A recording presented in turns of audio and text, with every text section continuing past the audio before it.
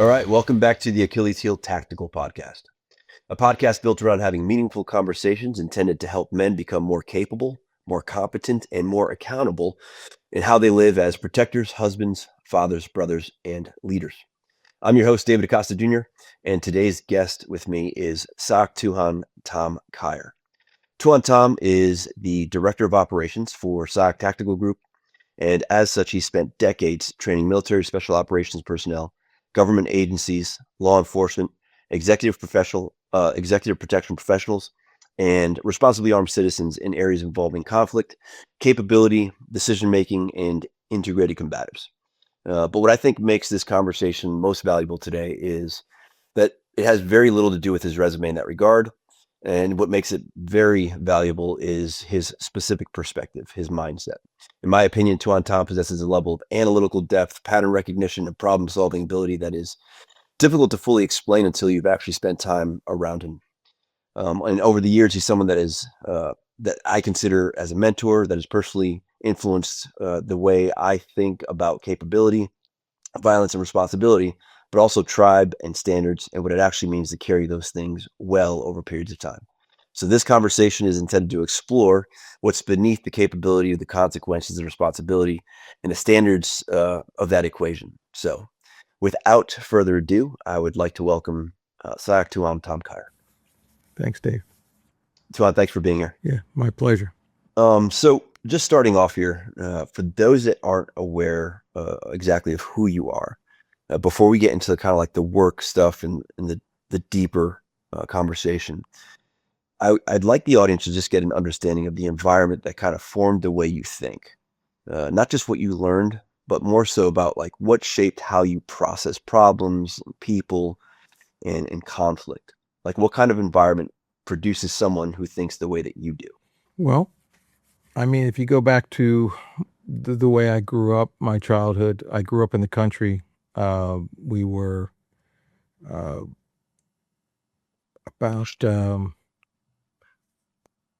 2.5 hours west of Philadelphia in Pennsylvania. And I grew up in a very rural area. I was the oldest of 5 children. My father was an iron worker, and my mother was an English teacher, and but she wasn't when she had kids. She stayed at home after that. But I think it was a typical country kid kind of situation. We grew up hunting, fishing, shooting guns, riding dirt bikes, that kind of stuff. Spent a lot of time outside. Very big in my family was wrestling. So my father wrestled. Everyone in my family wrestles, so all the kids wrestle. All my sons wrestle. So wrestling was a big component of my formative years when it comes to being physical. Combatives. Wrestling was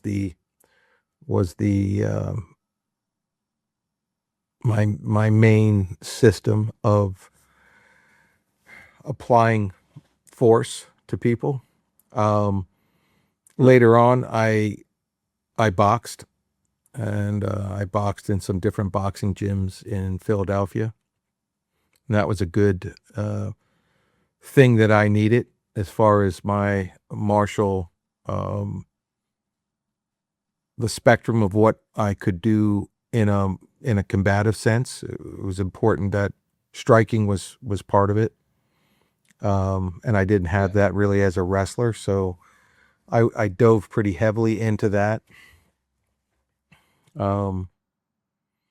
Later on, I saw the next gap in my combatives resume was really weapons, right? So I grew up shooting, but not training with weapons with firearms as it was all of us getting around with 22 rifles and shooting pop bottles off the fence. It wasn't really training. And then when I got a little bit older, we did do long range precision stuff. My father was into that, and so we all learned precision rifle stuff when we were pretty young. And he competed in different types of precision rifle disciplines. So we kind of got pulled into that. But when I moved down closer to Philly and was boxing in Philly,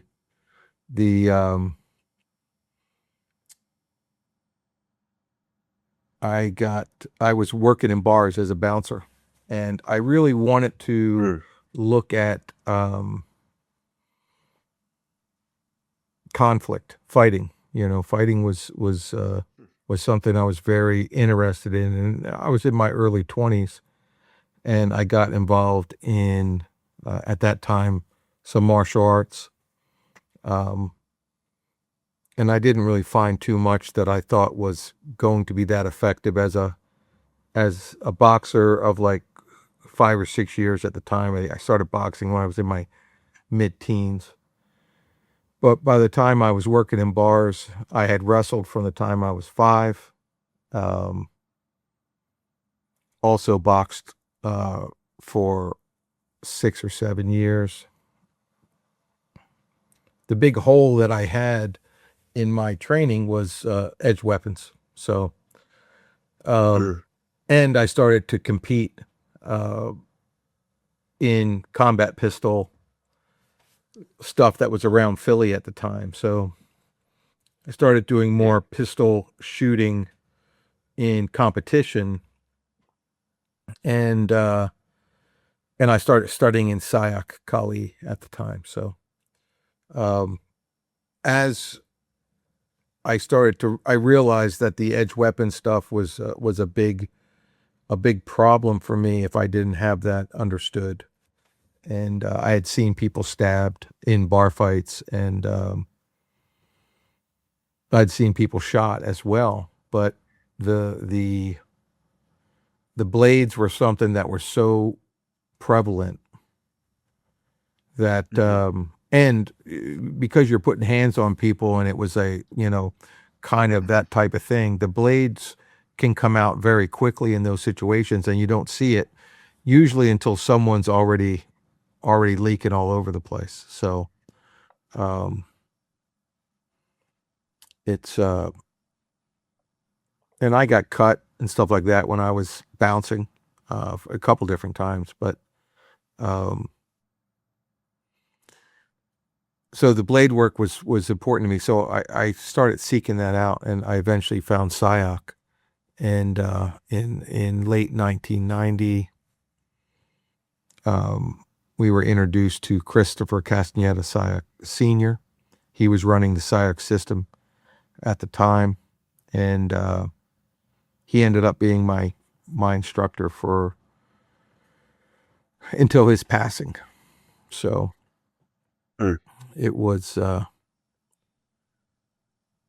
20 some years training with him. So it was an eye-opening thing for me. And during that time, a lot of emphasis was put on correct thought patterns, so that the decision making that you undergo, whether pre or during a fight, but really pre-fight, that was emphasized to a great degree in Sayoc. So we call it Sayoc LOT, which is logical order of thought. And it was taught as a standalone discipline within Sayoc. Beside all of the martial application, the thinking and thinking correctly was a topic that we took very seriously and spent a lot of time on.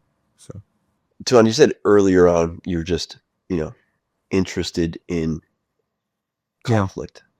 What do you think specifically were contributing factors as far as what attracted you to, drew you to, made you interested in conflict at that level?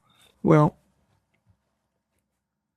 I I grew up in a situation that was there was a lot of fighting, you know. I was one of those kids that liked to fight. I you know, played football a certain way. I wrestled a certain way. Um, I was the kid who got in, 10 fights during, recess at school. Um, my my mother and father were both kind of like handle your business. Like if someone needs to be Mm-hmm. punched in the mouth, make sure you punch them in the mouth. That was kind of how we were raised. And Yeah. um it was a bunch of farm kids, everyone was real physical. Um no one was afraid of getting hurt or getting dirty or whatever. Um you know, wrestling in the schoolyard was something that people did for fun, not as a fight, but like there would be wrestling matches in just for fun, you know. Um, Yeah.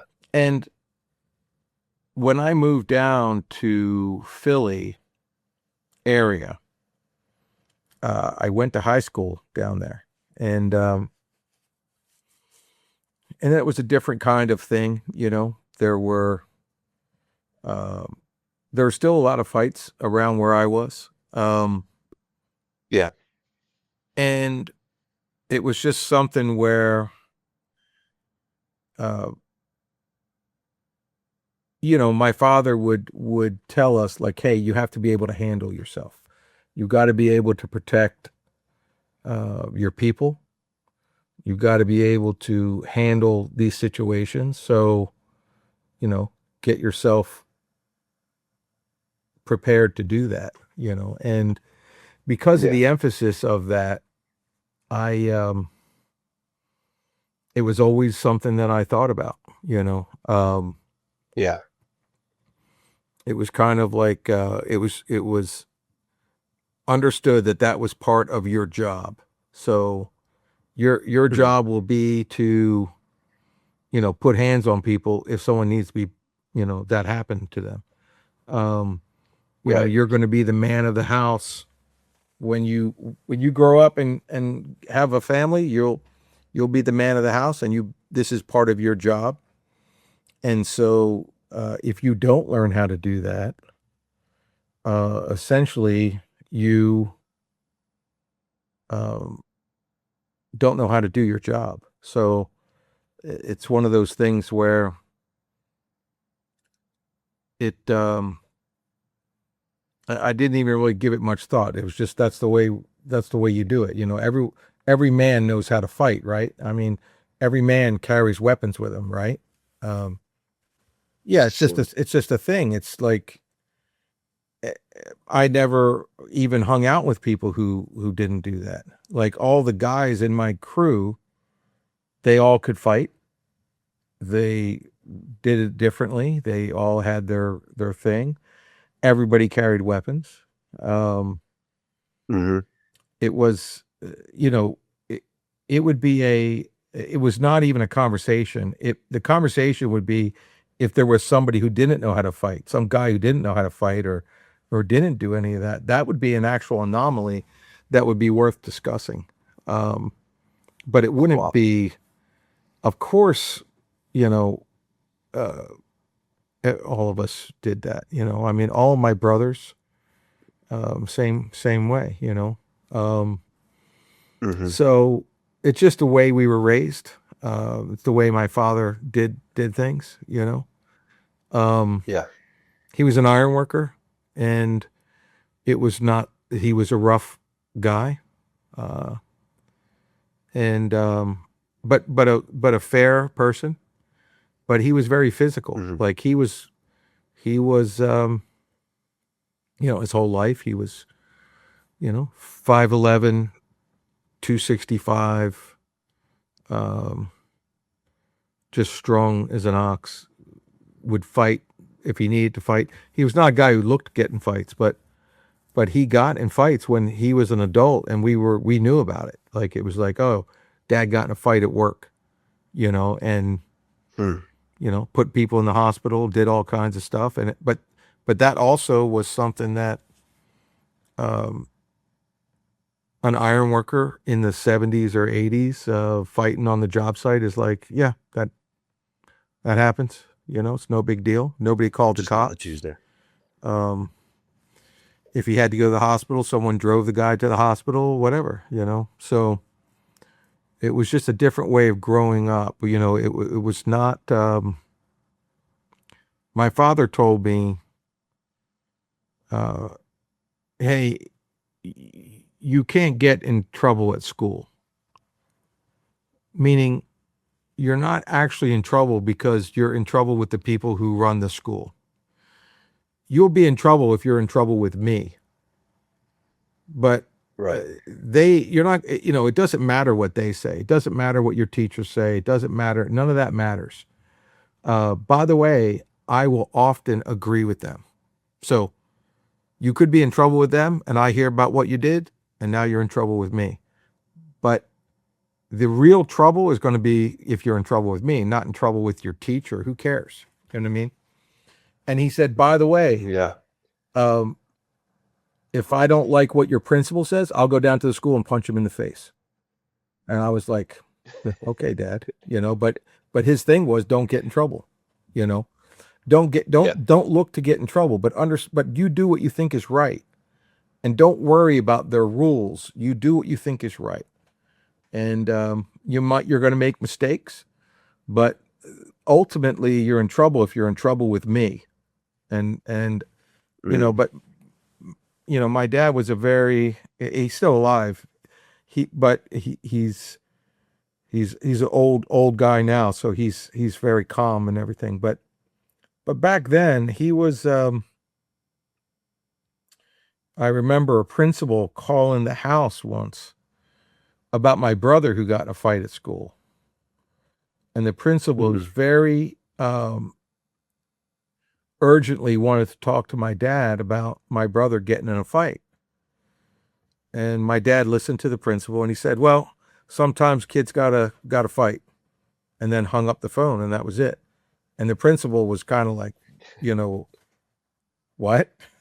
But that's how my dad was. He didn't care about any of that stuff. And so, I don't know, it was something that we just were introduced to very early, but yeah. What did that kind of upraising cause you to believe about yourself early on? Well, it put a lot of onus on me for making good decisions. If the consequences are going to be that if someone does something wrong, I have to address it, you better know the difference between right and wrong, because you now have to act upon your beliefs. If you're allowed to be an observer for everything, and you're never going to step up and punch somebody in the face who needs to be punched in the face, you don't even have to really do much thinking. You can just watch and observe, and you could have a feeling on one thing or another, but you don't actually have to make a decision because you're just going to watch. But what if it's your job to do the right thing at the right time, and the consequences are severe? Well, you're going to spend a lot of time thinking about what's right, what's wrong, exactly clearly define your right and left boundaries, the limits of what you'll allow. And so when you're put in that position of, hey, if you see something that's wrong, fix it. And if someone does something that's not right, say something. if you're entrusted with that at a young age, you start trying to figure out what's right and what's wrong and very clearly define it, because there's going to be actions taken that you're responsible for. So it makes someone think.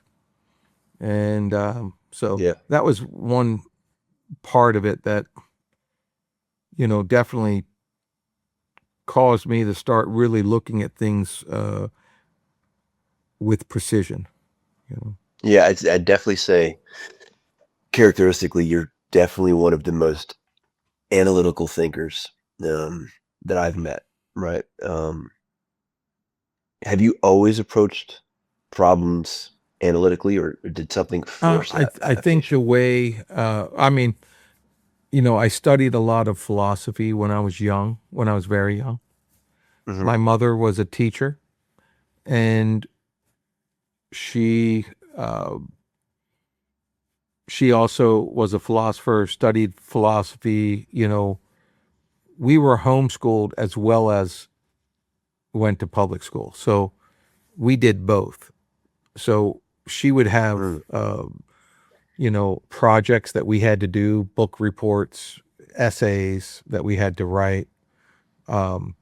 But we studied most of the Stoic philosophers. We studied Plato, Socrates, Aristotle, and the Greeks. We also studied Nietzsche and David Hume, John Locke, some of the um, philosophers around that time. Um, we studied Mm. philosophers that I did not like. We studied philosophers that I thought were great. But it was a lot of that study when I was young. So Yeah. that was a big part of it. And then later on, when I got into Sayoc and we got into LOT, it was a it was a process of really testing some of your thought patterns and really seeing how much emotional static is in your processing and how much of it is actually Mm. logical. And so I would say that the fine tuning of my thought pattern and analysis and stuff like that really came through studying Saya. Okay. All right, so I want to touch on something briefly that comes up a lot these days, and that is the subject of nicotine. There's a growing body of research around nicotine and its cognitive effects, specifically its ability to increase focus, alertness, and reaction time in the short term. We've personally found benefit in using it responsibly in the right context. So, for myself and the rest of the team at AHT, if we're going to use something, we just want it to be clean, consistent, and controlled. And for us, that's where Zimo comes in. So, if you are already in that lane, kind of already tracking on this, or at least considering it, you can support those who support us by going to zimopouches.com and check out what they have to offer. If you decide you want to make a purchase, feel free to use our partnership code at the checkout. Partnership code is AHT20. That's AHT20, and it'll save you 20% on checkout. So we appreciate you guys. Thanks. So you have a background growing up with wrestling, heavy Yeah. wrestling background. You then move into boxing, so you have grappling, striking, and then you note that as you're getting older, you're working in the bars, you're seeing actual fights, people actually being stabbed, actually being shot, real Yeah. violence, real fighting, um, not just sport-based Right. competition fighting. And you start jumping into, or you jump into the edge weapon stuff with Yeah. Promato on Sayoc. So with that, what was like one of the first things that you would say was going through your mind when you're seeing that system? Well, at first I didn't. I thought I could handle edge weapons just with the combative skills that I had already. And Mm. um, very early on in the training, I found out that I could not do that. Mm. We did training type engagements, and I was getting killed, in training, pretty quickly by guys who were trained in the blade. And I realized that, I'm not gonna solve this problem with wrestling. I'm not gonna solve this problem. Um, I was studying some jujitsu with Steve Maxwell, also at that time, down in Philly, and none of the grappling arts were going to help me against blade work. So um, I had to fully commit to handle that problem. I had to fully commit. So that was it was apparent to me through that training that that's what I needed to do.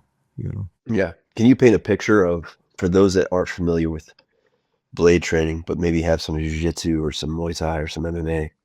Can you paint a picture for the audience on what that looked like, what that testing or Well, that trial process looked some like? of the stuff that really made an impressor on me is uh, we would get a brand new white T-shirt to put on, and then the guy that we were going to be going up against would have just a big black magic marker, like a big fat magic marker kind of thing. Hmm. And we were told to, hey, you're going to fight this guy.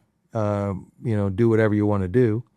And other guys who had done it were like trying to be very polite and stuff like that. But I was fighting in bars, and I'm like, I'm going to crush this guy. So uh, I would come in, look to grab him, ball him up. You know, we put some light gloves on that I could still grab stuff with. He put a mouthpiece in, and he was also a boxer, a Thai. He did Thai boxing and boxing and a bunch of other stuff. So he was not afraid to get punched. Um, Hmm. but he had a black magic marker, and then we would fight. And he's a little guy, and I balled him up pretty good, slapped him around. Hmm. You know, I'm not trying to really injure him, but I am not being gentle at all with him. And at the end of it, I'm kind of holding him down. He's bleeding out of his nose and whatever. I ripped the magic marker out of his hand, and I'm on top of him. He was probably Hmm. 165 pounds or something. I was, I don't know, 325 or something at that time, maybe 300. When I boxed, I was 300, 311 or something like that. So I was somewhere around there. And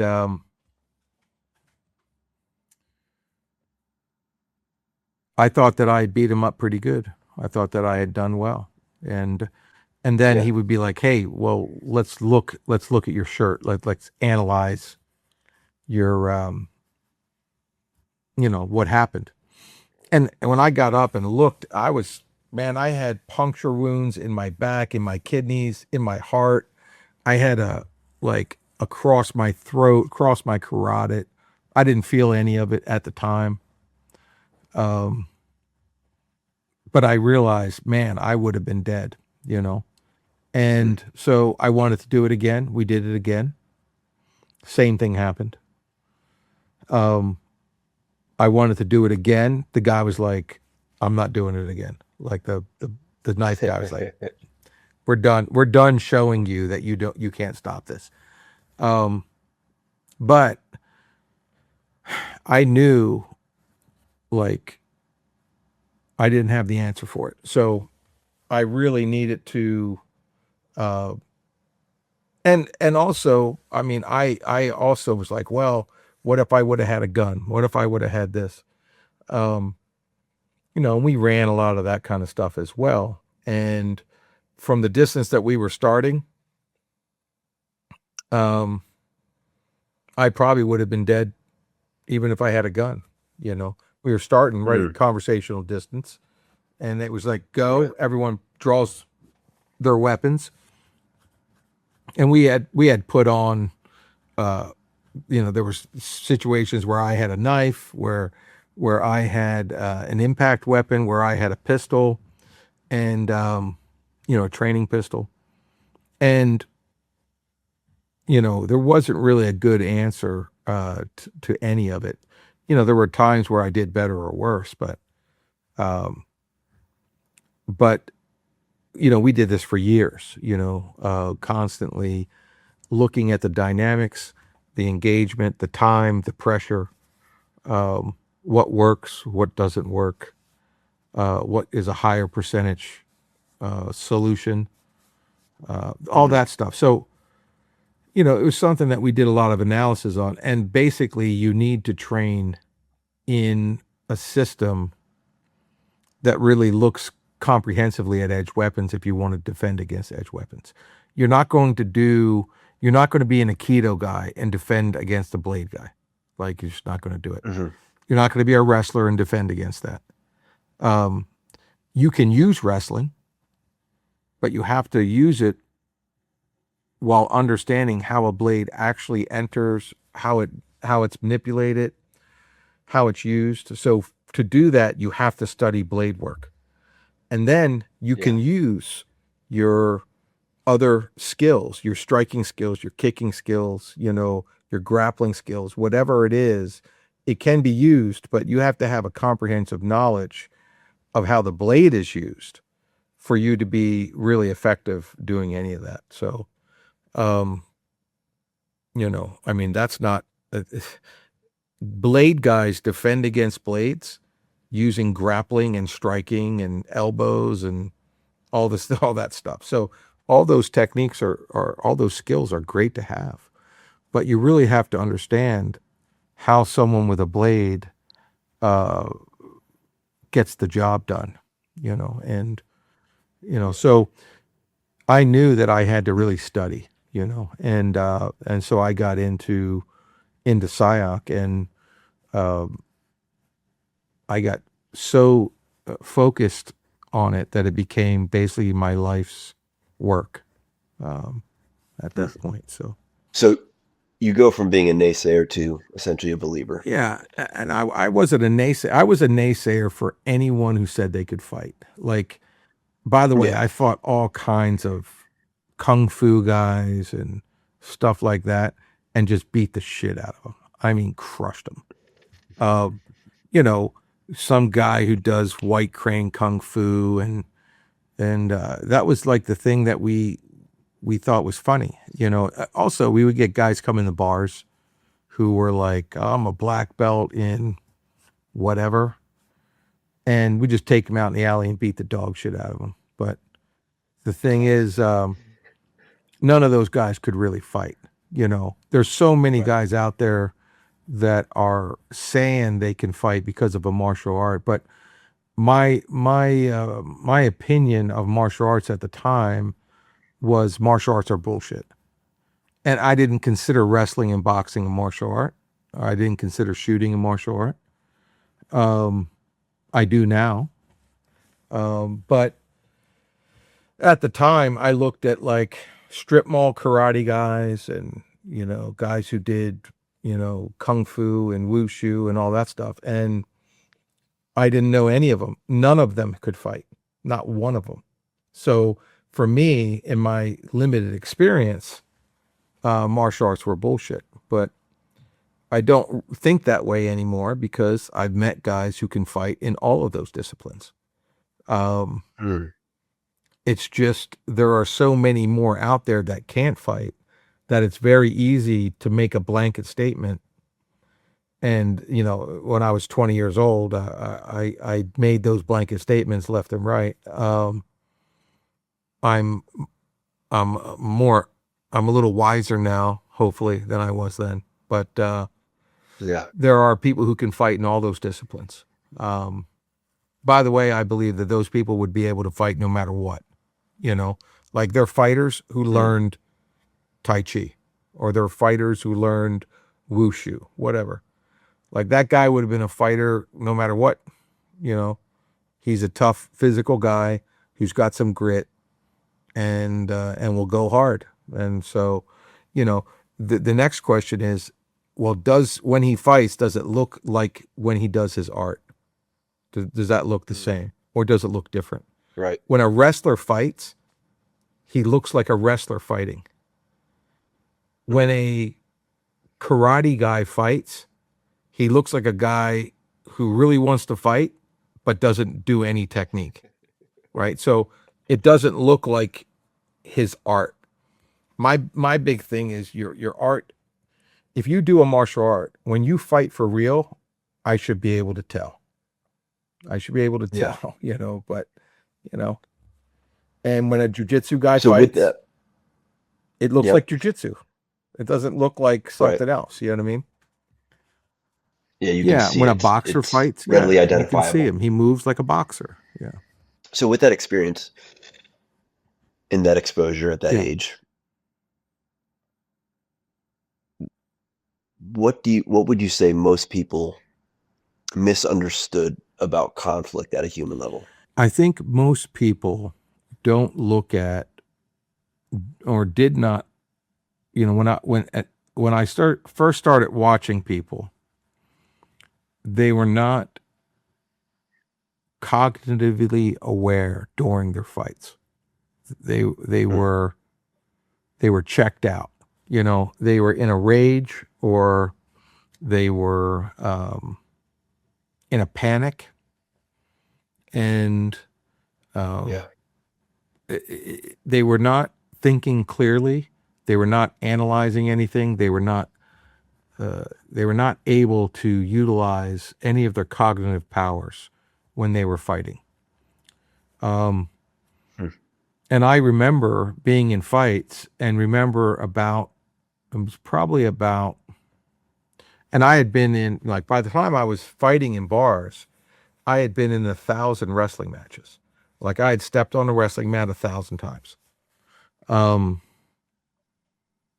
and meanwhile, I didn't, my mind went blank when I was in an alley fighting for the first 25 to 50 fights. Probably, I remember the time when I started remembering or being conscious during a fight, like being able to think rationally during a fight. Um, Mm, because the first, 20 fights, 30 fights, someone would say, oh, this happened and then that happened and then this happened. They were like an observer. And I had confused what came first, what came second, what happened at this time. Like I didn't even, I was not remembering the fight accurately. And some of them we had, CCTV footage and stuff like that. And I would look at it and it wasn't the way I remembered it because my mind was all scrambled and I was in that, very extreme uh, moment, right? But then maybe 20, 30, 40 fights in, it changed. Things changed for me. And I was no longer at that high threshold. And I remembered the fights happening the way they happened and reviewed with CCTV. I remembered very detailed things during the fight. I remember my thought process during the fight. Um, but, now how does that happen? It's either you're not as elevated anymore during the fight, but for me, it was, and I had already been in, like I said, 1,000 wrestling matches, but this was different for me. So, yeah. and the adrenaline, controlling adrenaline is something that people do not very effectively do or even try to do at all, which of course completely scrambles their cognitive intake of information and analysis. So the average person hasn't been in enough fights to do any of that. So that's the number one. Both people are seeing red. They're not thinking clearly. They're not analyzing. There's better things they could be doing to help them win this confrontation, but they're not going to figure it out now. They're in the middle of the fight.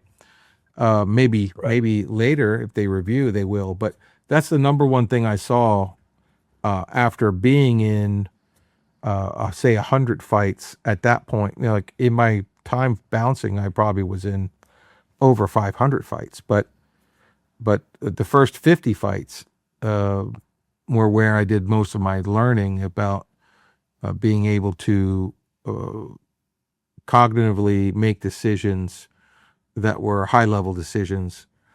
And I saw other people fighting. Of course, I was in a lot of fights, but I watched,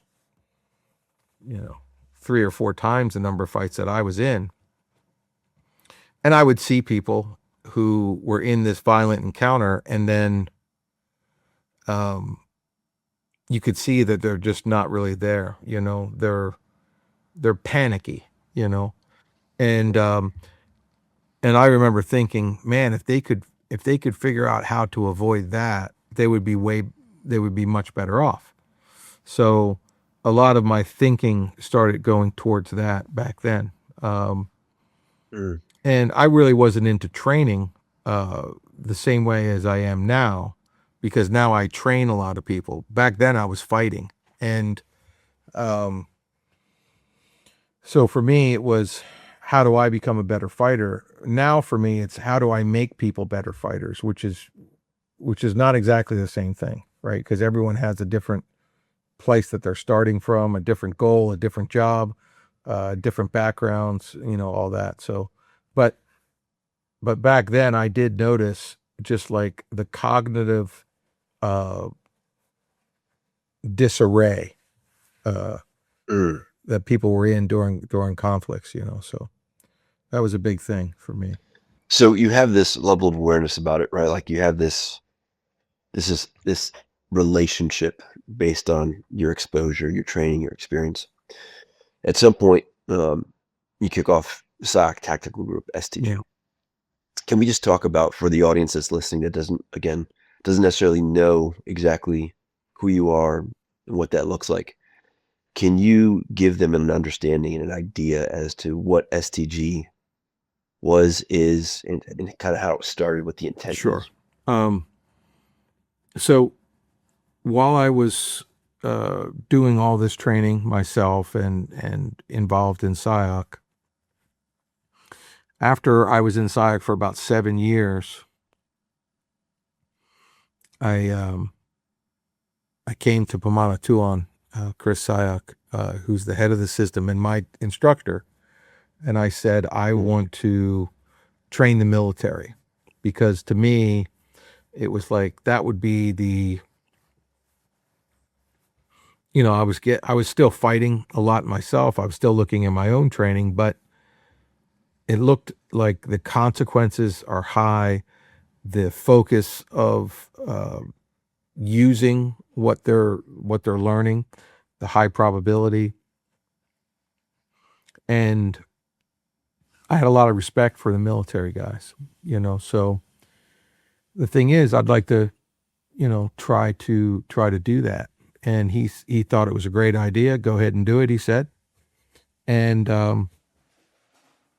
he didn't really give me a lot of, direct help in doing it. He just said, yeah, go do it. So figure it out, And I had met, I was doing some training at Tom Brown's school for tracking. Mm-hmm. And Mm-hmm. while I was down there, military guys came through that school as well and did tracking. And so one time I was down there, one of the instructors at the camp, Tom Brown's camp down there, said, hey, there's a couple Navy SEALs here. I'm going to introduce you to them. They may be interested in some blade work. I was like, all right. So I met them, and we started talking about blade work and doing some different things, and they were interested in it. And so they trained with me the rest of the time they were up there at Tom Brown School, and they were heading back to Virginia Beach, and they said, hey, why don't you come down and train the guys down at Virginia Beach? And I was like, okay, yeah, that's awesome. You know, that's something I've been wanting to do. And so then I started making trips down to Virginia Beach. This was in the late 90s. Mm-hmm. And there was a whole number of team guys down there that were interested in doing blade work and combatives in general. And so we started doing that. And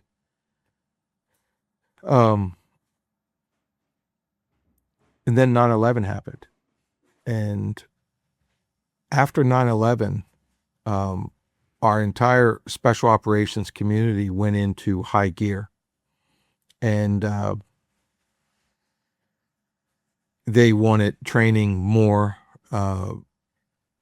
We got into quite a bit of, gear selection, training, how am I mounting this on my kit, all of those questions. And, but at this point, we were still,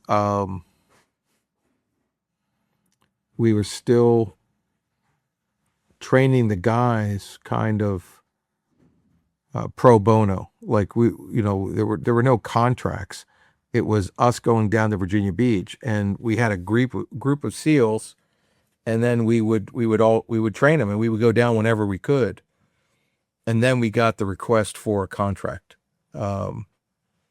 So at that point, we had to become like, now we had already formed Sayoc Global LLC, but we had to form like a company to receive government contracts and do all of that. So that happened. Yeah. And then, right after 9/11, and then we started doing contracts down there. And then the first contract that we did with Dam Neck was 2004. And 2004, things were rolling pretty good. And then we started going down to Dam Neck and doing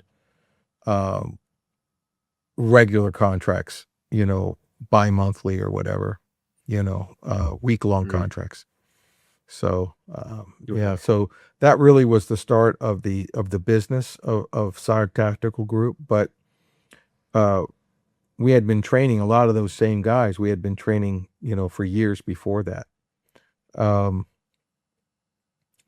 And they had talked to people, and they said, hey, let's bring him in. Let's get this training.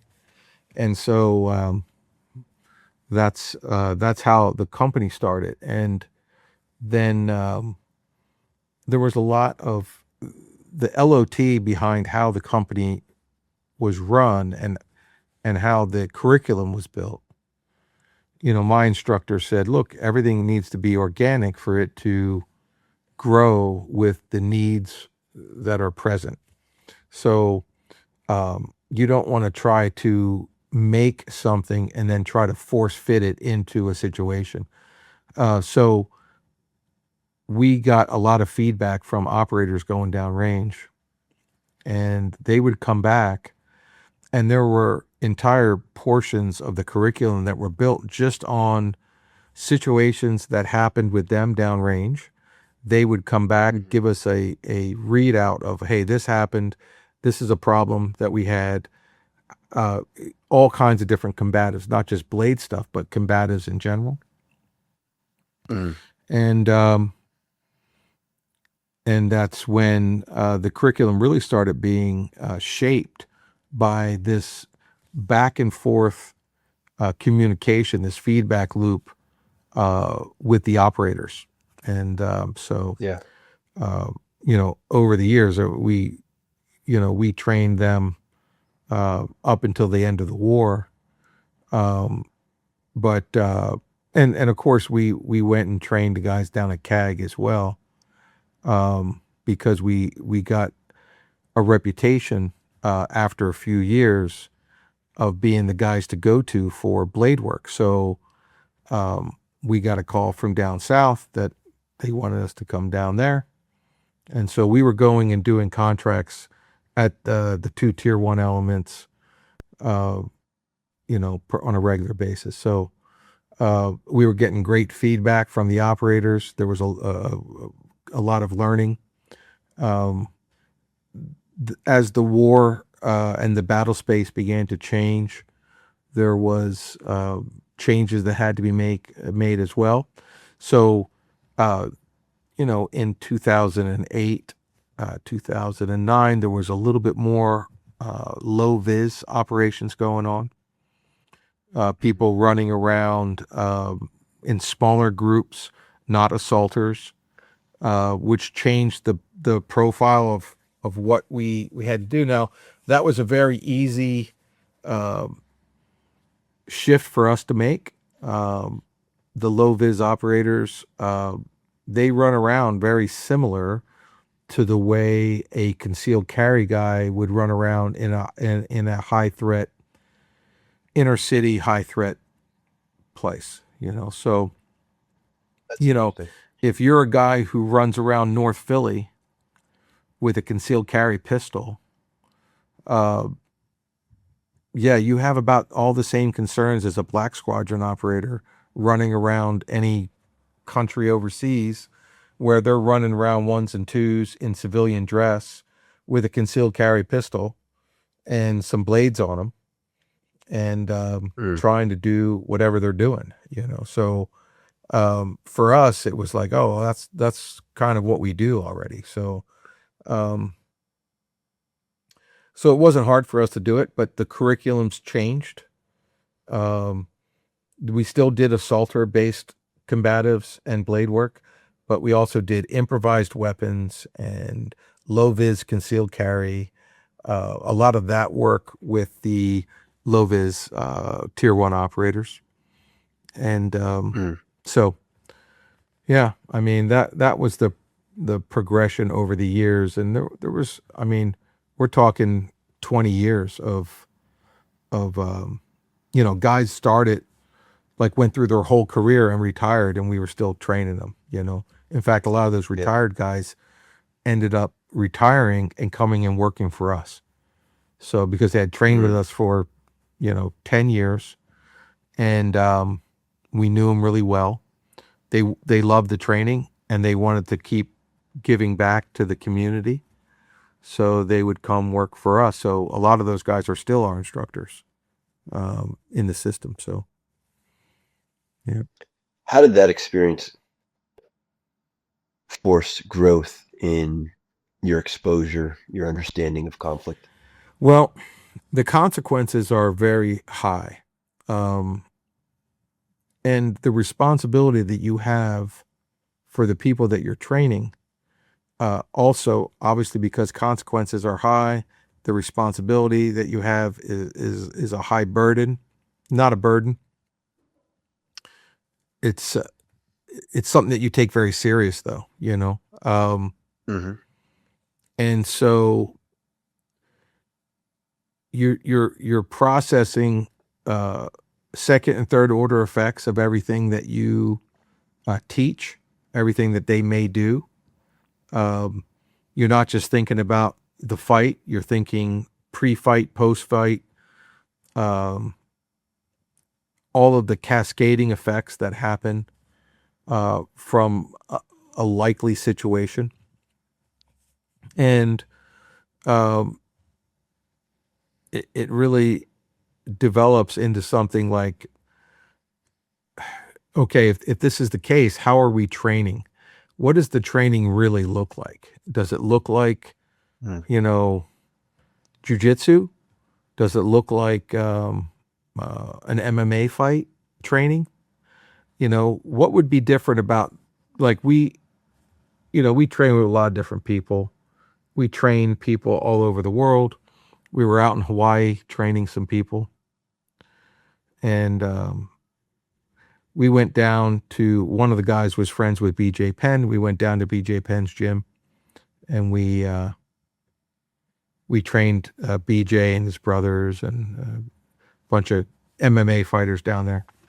This is when BJ Penn was the world champion in his weight and all that stuff. Yeah. He found out we were training guys at Dam Neck and said, "Oh, I want to do that. That's cool." I said, "Well, why don't you come down to our next contract?" We were doing contracts down there every month. And he's like, "Awesome, let's do it." So we brought BJ Penn down to the command. And this is right before his fight against Sean Shirk. And,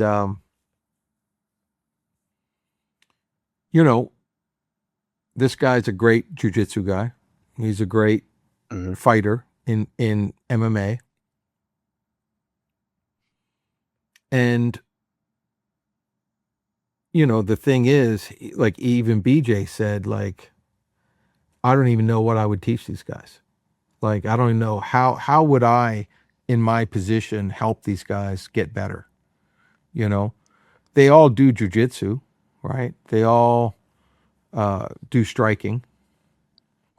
And really, it's going to be situational events where those skills are used, but in conjunction with terrain, multiple attackers, weapons, gear. A lot of people are wearing gear.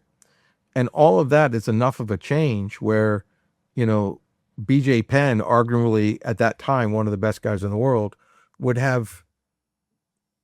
not necessarily have a lot that he could offer that would be exceptional.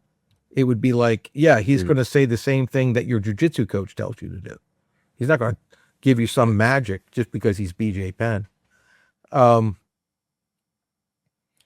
And, it was obvious to me when I was watching the exchange, they put BJ in a bunch of kit, like plate carriers and stuff. And, he it was a lot for him to try to figure out. But the thing is, it is a specific problem set, and the terrain, the environment, needs to be recognized for what it is. And so you can't just be a generic striker or generic grappler. You have to know about the situations that these types of guys are going into in order to tailor what you're teaching, and for them to use it in a way that's going to be effective and not be misused or misunderstood. The big thing that we see is this: there are certain aspects of combatives, real world combatives, that are markedly different than some type of combative sport, right? So jiu-jitsu is a combative sport, I would say. Boxing is a combative sport. Wrestling is a combative sport. Now, there are applications where all of those skills could be used in a real life engagement and a real life fight. Of course, you're going to use all of those skills. But here's the thing that makes it different. You have to recognize the distinct differences that are going to be there on the day in a real life encounter. And it's this. Three main areas, and it's a differential force component, a unequal time initiative, and the introduction of weapons, which is just another, dissimilar force, but specifically weapons, because dissimilar force is also multiple people, and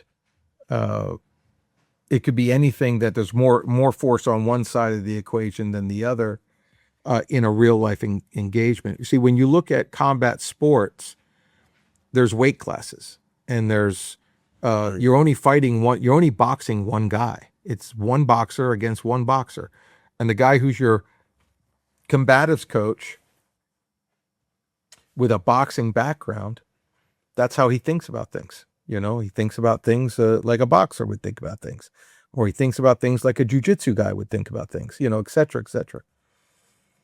But in real life, fighting one-on-one with someone, how did that even start? You know, usually one person initiates the fight and wants it to happen. That's a person who thinks he has an advantage in most cases. If he thinks he has a huge disadvantage, a lot of times they won't fight. So what is it? It's him and his buddy are going to jump you, right? And why are they doing that? Well, he's doing it because his buddy's there, and it's going to be two of them engaging, and they're going to win. Or this guy's not looking at me. I'm going to hit him from behind. Why? Well, because he's not looking at me. I'm going to start the fight. He doesn't know it's even started yet. By the time he knows he was in a fight, he'll wake up. He'll wake up on the ground. That's a dissimilar time initiative, right? It's an unequal time initiative, meaning one guy started before the other guy started. In sport combatives, in wrestling matches, in boxing, whatever, you start on the bell, or you start when the referee blows the whistle. Both guys start at the same time. In real life fighting, almost never. Almost never. So if your training is based on structure where both guys start at the same time, well, then that's not what real life looks like. If you think it's going to be one-on-one, that's not what real life looks like. And then the last one is the introduction of weapons. Weapons can be introduced anytime in a real fight. Probably not happening in a boxing match or a wrestling match or a jiu-jitsu tournament or whatever. It's going to be one-on-one. You guys both start at the same time, and you guys are both the same weight class. And there's not going to be any weapons involved. These things are clear differences in real life engagement. And if your combatives program is based entirely on sport combatives, like the best MMA fighter or the best jiu-jitsu guy or whatever, that he's not going to be thinking about any of that stuff, because that's not what he does, right? Now, could he learn to think that way and try to incorporate that type of modality into his training? Of course. That's what sets a combatives guy apart from an MMA coach, you know. The terrain is a person that is involved in every fight that you're in. The corner of a wall, a set of stairs, an open window, a car, a roadway, a curb, whatever. You should always consider the terrain to be a person in the fight. And what you want to do when you're in a fight with someone on the street is recruit the terrain to be on your side and not on his side. So if you can recruit the terrain to fight with you against this guy, then it's 2-on-1 right away, right? So when I have that guy bent over that railing and he thinks he's going to fall to his death, and he's holding on to stuff while I'm punching him, so he's just trying not to fall, that's gravity. That's a railing. These things are helping me fight, and they're on my side. I'm going to make sure I recruit all of those guys. They're going to be on my side. So that's how you have to start thinking, you know. Now, we saw a little bit, you know, boxers think about it a little bit where, you know, they use the ropes. They put people in the corners of the ropes, right? Wrestlers will work the boundary on the mat, and they'll be out of bounds, partly inbounds, part of out of bounds. They can get out when they think they want to, that's strategically better for them to do that. MMA guys used the cage. Wall work suddenly became a thing when the UFC became big. And then everyone started training wall Right. work. Meanwhile, we were training wall work before the UFC ever existed. It was how you put a guy up against, how you pin a guy up against something and hit him, and you pull his head off the wall so that when you punch him, his head is not braced against the wall. You want about an inch air gap between his head and the wall when you hit him. Same thing with the ground. You want to pull him off the ground just a touch so that when you hit him, the ground punches him in the back of the head right after you punch him in the front of his head. And so, Right. that's stuff that was like all the street fighters were like, we're working on curbs and we're working on door jams and putting people in situations that they can't get out of very easily, extract themselves from, where you can really work them, like knee on belly. That's not a new thing. That's something that we would throw people onto the floor and try to get their back on the wall, but their butt like slid away from the corner of the floor so that we could put pressure on them across that center line and punch them that way. And it's different than knee on belly in the middle of the mat. But when we fought in vehicles, it wasn't knee on belly, it was knee on seat, right? So you're fighting a guy who's across from you in the passenger seat, say you're on the driver's seat. The very, very first thing you want to do while you hit him is not to hurt him with a hit. It is only to get knee on the seat. And if his ass is still in the seat and your knee on the seat facing him, he is never getting his ass out of that seat. You can put pressure down on him. You can throw elbows.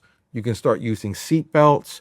You can grab the rear view mirror, rip it off the windshield, and spike him in the face with it, right? So, but all of that first starts with knee on seat, which is just like a knee on belly type situation.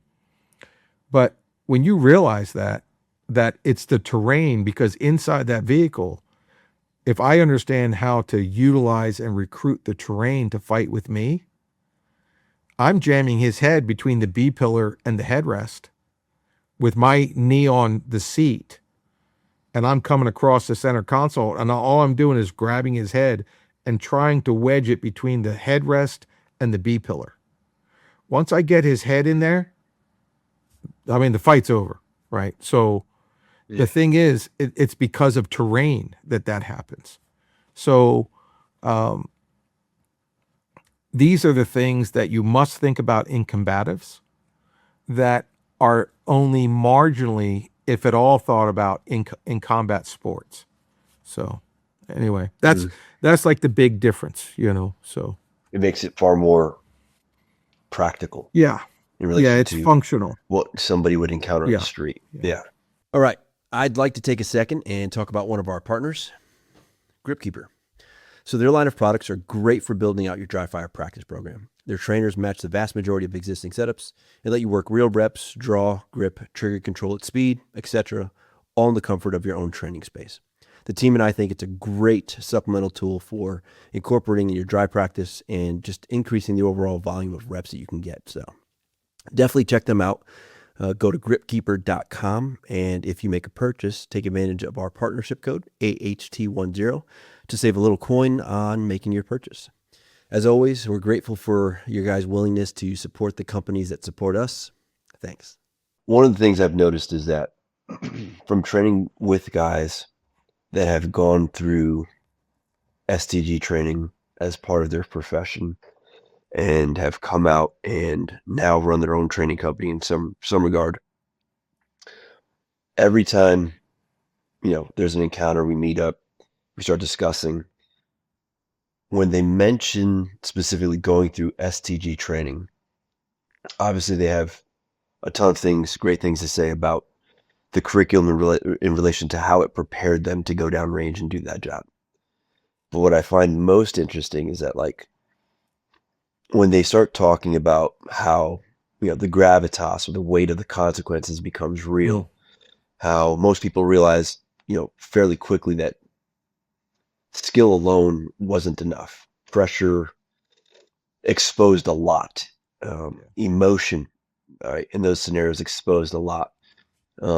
Ego exposed a lot. And for some of those dudes, that became the beginning of learning control, right? And the way it's always mentioned is in reference to mindset. And I'm curious as to what that process looked like for you in regards to like understanding control, understanding mindset. What did you realize early on needed to be controlled in relation to mindset first before anything else can improve beyond, hard skills and soft skills? Yeah. I mean, the pace at which your mind is running can be too slow or too fast, right? So really kind of being able to control the processing speed. And a lot of that is controlled with the breath, with breathing, and with different techniques for controlling that. But that's kind of a hard skill still, right? Where the external is helping you control the internal. But the process of, understanding consequences and then dealing with those consequences mentally first, right? So fear is obviously something that needs to be controlled. The external cascading effects of fear, everything that happens with adrenal dumps and stuff like that. But it starts with a perception first. So the mind needs to have a certain perception of consequence.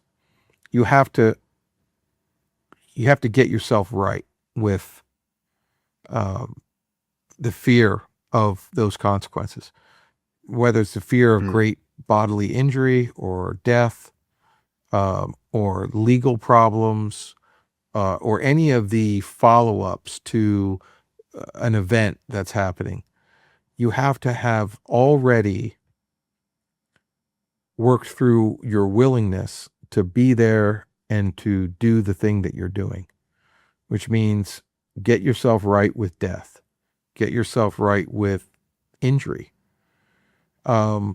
Ask yourself all of the hard questions that you need to ask yourself about potentials that could happen. Probability being what it is, you can somewhat, predict that most likely this will happen, less likely this might happen, but it's a higher consequence if it does. And you just work through all that. And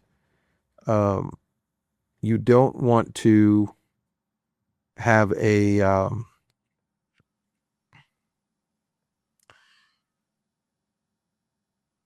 you don't want to have fear that is unnecessary, but you want to have the right amount of respect for the situation. And you have to know what your red line is. So if this happens, then I'm doing this.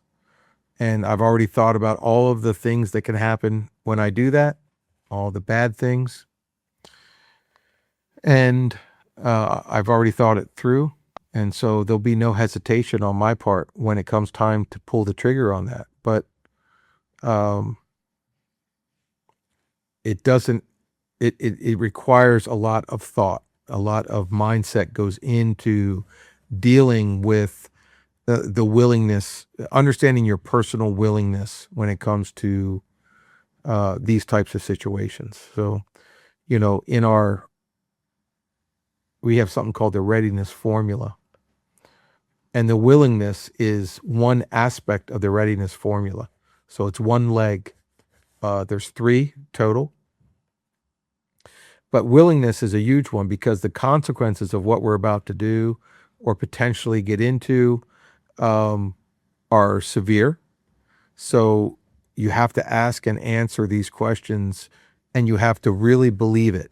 It can't be something that you just do a quick talk about in your head or with someone else. No, you have to come to grips with this. It's like every culture, all the warriors from every culture had some way of dealing with it, right? So the interesting thing is, in our culture, we don't have a warrior.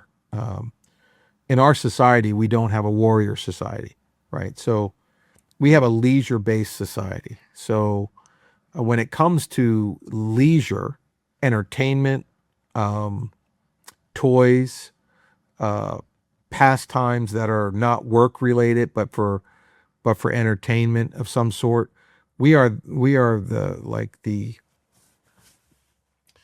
the pinnacle for that. Mm. But if we were a warrior-based society, it would be a society that was based on honor, loyalty, courage. All men would know how to fight. They would all carry weapons. So we're not in a warrior society now, but we still have warriors. Mm-hmm. So imagine if you were a Spartan back in that time, you were prepared mentally and emotionally when you went to battle, because the entire society lived and breathed that stuff. If you were a samurai and you were going to war, the samurai looked at death in a way of, they imagined themselves already dead. And if you're already dead, you have very little fear of death. So they would meditate on being dead already, to the point where doesn't matter to them. They're already dead. The Vikings would look at, religiously look at Valhalla, would look at, we're all going to die. The fatalism of the Norse, which is, we're all going to die. How is it going to be for you? Right? So you're not going to escape it. We're all going to die. Right. Hopefully you die a valiant death and you go to Valhalla, or you die a straw death in bed. And so you don't want that to be your end, because we're not going to avoid dying. It's just some of us will have better deaths than others, right? So if you looked at the Spartans, an interesting thing is, a Spartan that did not die in battle was buried in an unmarked grave, by the way. So if you wanted to have a grave marker and be remembered, you died in battle. Now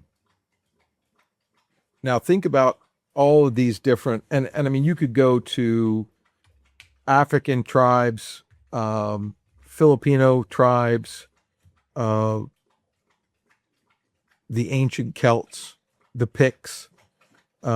These were all warrior cultures. And so they had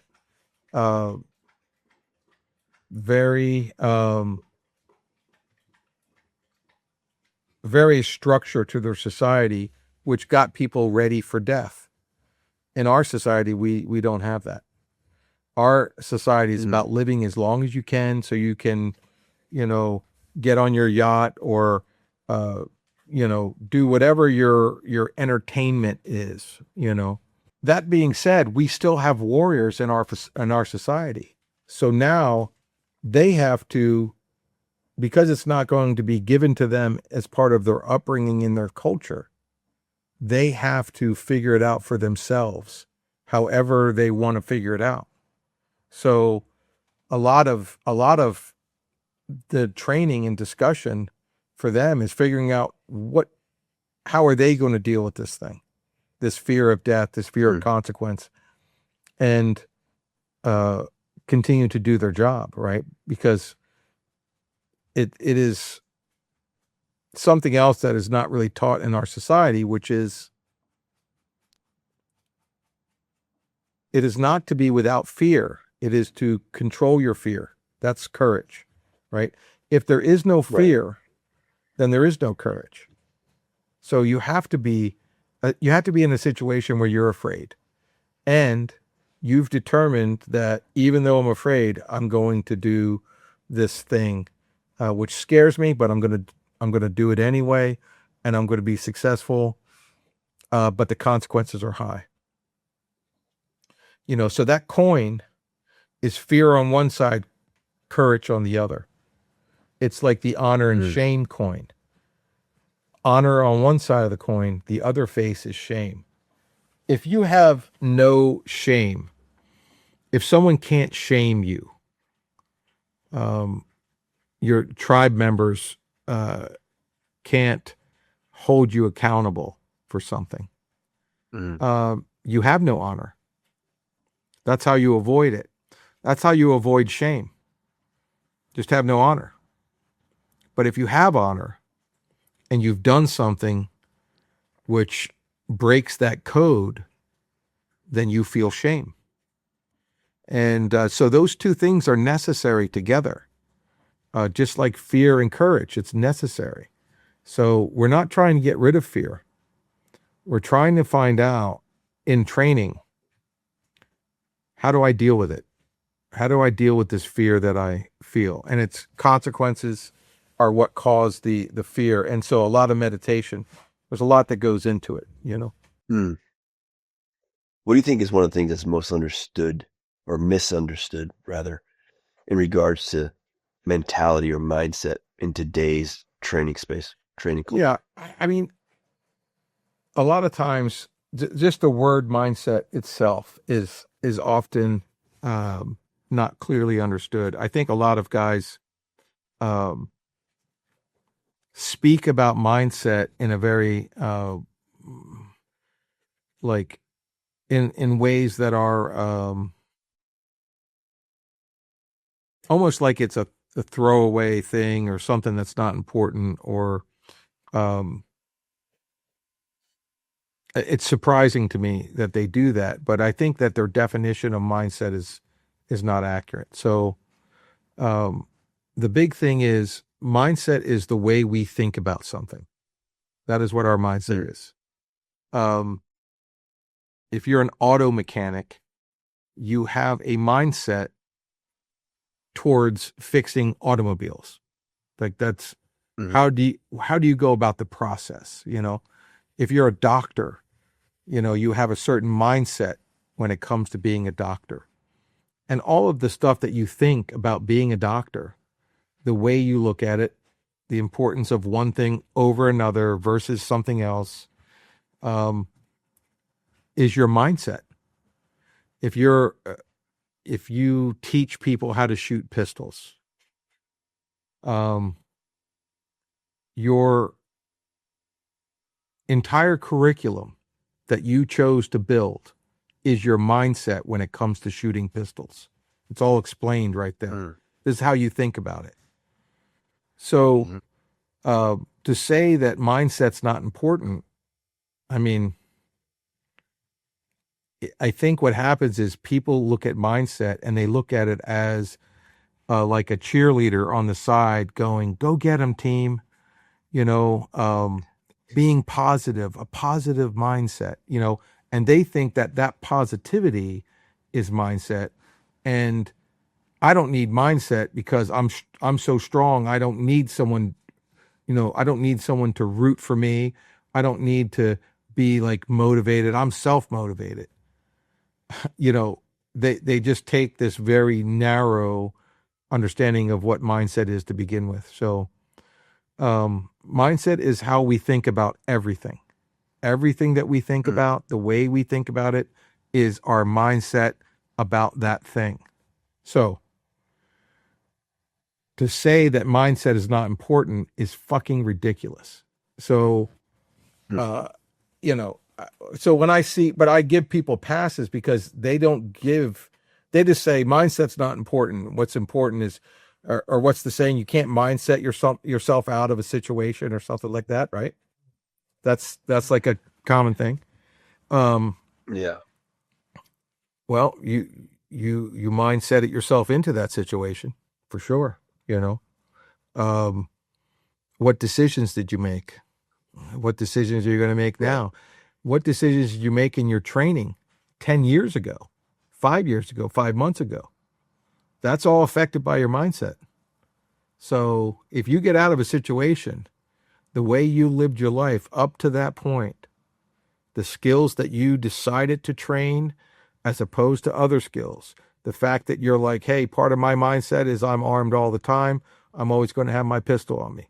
That's part of my mindset. You might get yourself out of some serious number of situations with that mindset, because that mindset turns into hard skills. That's where our hard skills come from. Why did you learn that instead of this other thing? Well, I think that this is important. This is more important than that other thing. Okay, that's your mindset then. So you trained on that, and now you got yourself out of this situation with that mindset and that training that came along with it.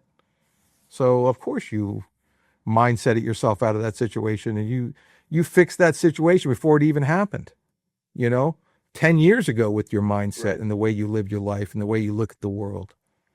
That's how it works. So I think there's people out there that get caught off guard. They don't teach mindset necessarily, or talk about it, or discuss it.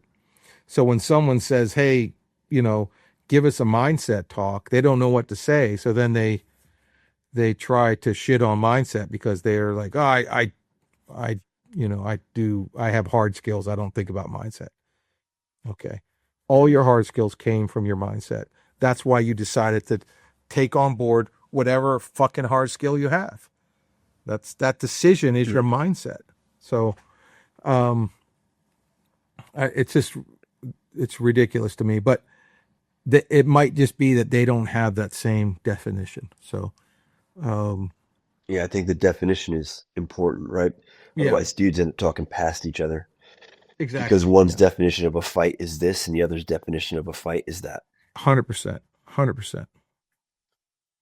Yeah. For you, what would you say, Tuan, is, in your opinion, the difference between simply reacting in conflict, right? Like just any conflict, Yeah. mere reaction versus like making the right decisions under the pressure that conflict brings. Yeah. I mean, most of that is going to happen before the situation. It's going to happen in the pre-fight time, right? And pre-fight time, of course, is years, not just a few minutes. But, making good decisions is much easier before the time compression happens of the fight. And, the time compression is what really gets people jammed up, because they don't have time to process data. And their OODA loop gets disrupted because the unfolding events that are observable and they're orienting to are happening so fast that their decision matrix that they're using for action is getting overrun. And so by the time they are deciding what to do, the observations and orientations of the world around them are changing enough that they abort that decision because they realize it doesn't make any sense. And now they're trying to reprocess and redecide the best course of action. And a lot of times it's stutter stepping and deer in the headlight type responses. And so what do? Well, you have to have thought enough about situations that the processing of what is right to do, not right to do, correct response, incorrect response. I've already conditioned skills so that if I see a correct response, I could immediately execute. The decision making is compressed because my familiarity with the parameters of the event, I'm very comfortable with that. So during the observation and orientation phases, I recognize patterns that I'm very familiar with during that observation orientation phase. So my decisions are easy to make because they're brief. Right. And then the actions are trained. It's a trained response. So a conditioned, trained response. And that I can do reflexively if need be. So my implicit guidance control, which is I see this happens. I don't do any orientation to any great degree or decision making. I have an immediate response to a certain stimulus. Mm. It's the tap rack kind of thing. There's not a lot of there's observation, but the orientation and decision process is greatly reduced because I've already trained an immediate response to a situation, right? So we can do that in a lot of things besides a failure to fire. So it can be anything, right? So how much training have we built immediate responses to? And in really what you're trying to look at in most cases is, 95% of the things that when this happens, 95% of the time, this is what I do. It's only 5% of the time that I would do something different. So I'm really looking for why not do this? Not what do I do now? It's a different type of, you're looking at it from the opposite end. But the thing is,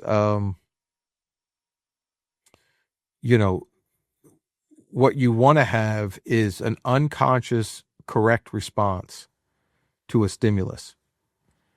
And if the unconscious correct response, which happens very quickly, there's no cognitive aspect to it. There's no calculation to it. The calculation was the trigger, and then there's a series of events that happen after that trigger is pulled. Those are trained, conditioned responses that you do subconsciously. Now, the value of that in a fight is there will be unique situations, unique aspects to that fight, which are only going to be seen in this fight. You'll never see them again. You'll never be in another fight that's exactly in this place, this time, under these circumstances. Those things that are unique to that moment need to be calculated with your cognitive abilities. So because of that, my cognitive abilities need to be in reserve for those aspects of this situation that are unique to this situation and I'll never see again in my life. But by the way, there's a whole bunch of other stuff I'm going to do that, like, here's how you throw a straight right hand. Here's how you throw a horizontal elbow. Here's how you draw your pistol. Here's how you shoot and reload and move and do all that stuff. I've always done that. This is how I work my pistol. If I'm cognitively using cognitive load to run my pistol, then you are not using it to see where the next piece of cover is, to understand emerging threats that are happening. This is unique to this situation. Right. I cannot be trying to think my way through things that I could have put on autopilot and not had 1 ounce of cognitive load on that. Because I'm going to have things that are unique to this situation. I must respond with analysis that's immediate. So let's figure out all of the skill sets that I can build into my subconscious and into my actions with a perfection of a conditioned response, so that I can free the cognitive side of my mind up during the encounter. Because I'll have things that I'm not going to be able to predict now. And by the way, I'll never see him again, but you better be able to recognize that stuff when it happens on the moment, right? Mm. And so your brain has to be working on that and cannot be thinking about how to run your gun or how to throw a straight right hand or any of that stuff. Like you need to be free so that your subconscious and your conscious can both run in parallel during a fight, right? And that's when you really, when I was fighting a lot in the bars and stuff, I saw a distinct change happen. And I think it was about 50 or 60 fights in, maybe 40 to 60 fights. I felt that decoupling. And so I no longer, my conscious mind, I would think about, like, I'd be in a fight with a couple guys in an alley, just, not really pressurized too much, me just kind of slapping the shit out of a couple guys who are assholes in the bar or whatever. And I'm thinking about, did I leave the light on in the apartment? And like, I'm thinking about stuff that's like not even, I'm really kind of daydreaming during the fight. And I thought that's not a very good way to be, you're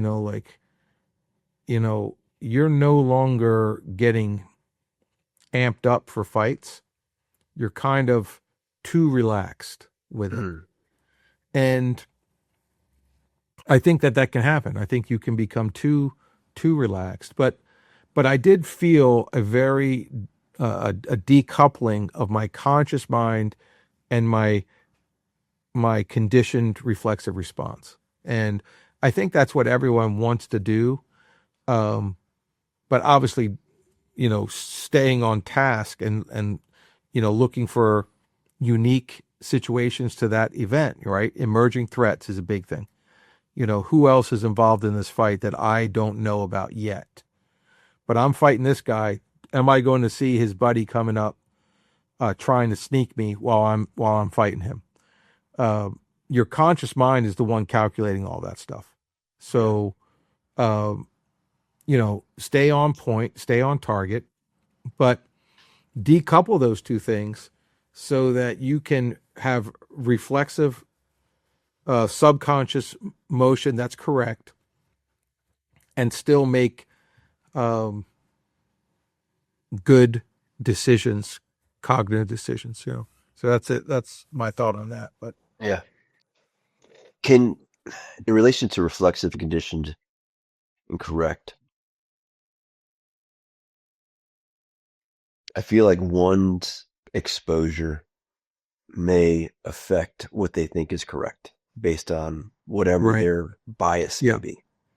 Yeah. So how do we determine what what is the actual, right? Because someone can have a conditioned reflexive response to a specific stimulus that may be suboptimal.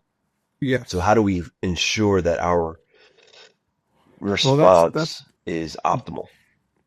that's a tricky thing. When you talk about the three basic responses, there's really four basic responses, but there's correct response, there is conditioned response, there's reflexive response, and then there's reactionary response. The reactionary response is the response that a body has to a certain stimulus. So you cut this nerve, you cut this tendon, the reaction of the body to that, it's a mechanical thing. There's nothing someone can do about it, but you need to understand what it's going to be, right? Mhm. So it's like when you break the arm, this is going to not function anymore. He's not going to be able to do this, whatever that thing is, right? So that's the reactionary response. All of the other ones are talking about internal responses. So reflexive response is without thought. This is what is done, right? Mhm. It's a complete reflex, a knee-jerk response. Conditioned responses are things that can be trained. So what can be trained? There are things that can't really be trained, but all of the collection of things that could be trained are what we call conditioned responses. These are things that you can condition yourself to do. And that's a big set of things. And then we're going to look at that set of conditioned responses, and we're going to say, in this situation, I think this one, and this one are the best options, right? Mm-hmm. So we could train all kinds of stuff, but we're not going to. We're going to train the ones that we think are correct. And this is always a tough thing for people, because when you say correct response, you then, once they get further into the definitions of these things, you find out that it's a subjective thing. Like, is this the correct response? I think it is. Someone else be like, no, that's not, this one's better. Right on. You do that one, whatever you want. When I first learned the distinction, I was looking for like a mathematical, this is the correct response, always and forever. Like, I wanted someone to give me the secret. Yeah. And my teacher was like, no, the correct response is just, we have a whole bunch of experience. We've done a lot of pressure testing of the different responses. We've looked at how long it takes to train them. We looked at the variety or the scope of situations in which this response will be applicable. And so we've made the subjective decision that we're going to train this, and this. And that's going to be our correct response. It's not correct as in universally correct. This is our estimation of what the best thing to do would be to do here. And we're going to train that. So I always think it was interesting for me, because I wanted to have the answer like definitively. And my instructor was like, that doesn't exist. That doesn't exist. Stop wanting that. This is, and by the way, we may find something which would fall into the correct response instead of something else. And we have a limited amount of training time. We have limited amount of resources. So we can't just train everything, because even if you trained 50 things, but you trained a couple things more diligently than something else, you're unconsciously saying that that's the correct thing. It's like whatever you're going to do, and so your training will dictate what you do on that given day, depending on how well you've installed this into your muscle movement, and how much myelin you've wrapped for that neural pathway. And that's what you're going to do. So you need to do all the calculation of what is better than another thing first. Build your training, around those correct responses. And then, plan that you've put all the tools in the toolbox that you're going to need on a given day for that job. Mm-hmm. And if you haven't built a skill set that you're going to need, like, reality will let you know. And hopefully you get a chance to come back and build that up. Some people don't, right? Right. We have Sayoc Tuhon used to say, this is a question and answer game. Reality is going to ask you some questions, and you are going to have answers. And if you don't have the right answers, reality will punish you. So you better have the right answers for the test. The test is coming. You don't know what's going to be on it. You have an idea. But reality is going to ask you some questions, and you need to have answers. And when he put it like that to us, we immediately start trying to find answers for everything we think could be asked of us. And we didn't want to be without an answer. And that was a big thing, so. How in our circles, Yeah.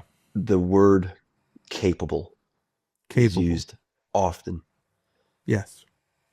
For those that are not as familiar with the way we use that term, how would you define capable or capability?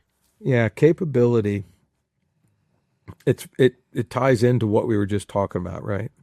Do you have the answers that are going to be needed at the time that those questions are asked of you? You cannot be too narrow, or what the problem is, sometimes people get too narrow in the answers that they can field adequately. It's the guy who's a gun guy, right? Like he considers himself a gun guy. That's pretty much what he does. And if he ever has to fight to get his pistol out, he's probably not getting it out. You know, if he gets it out, he might do some amazing stuff. But he may be super capable in one specialized area. But that's not really what we're looking for, right? We're looking for someone who is capable across the board in many different disciplines. You know, when it comes to combatives, you've got to use weapons. You've got to be able to use pistols. You've got to be able to use blades. You've got to be able to use rifles. You've got to be able to grapple. You've got to be able to put hands on people. You've got to be able to immediately hurt people by striking them.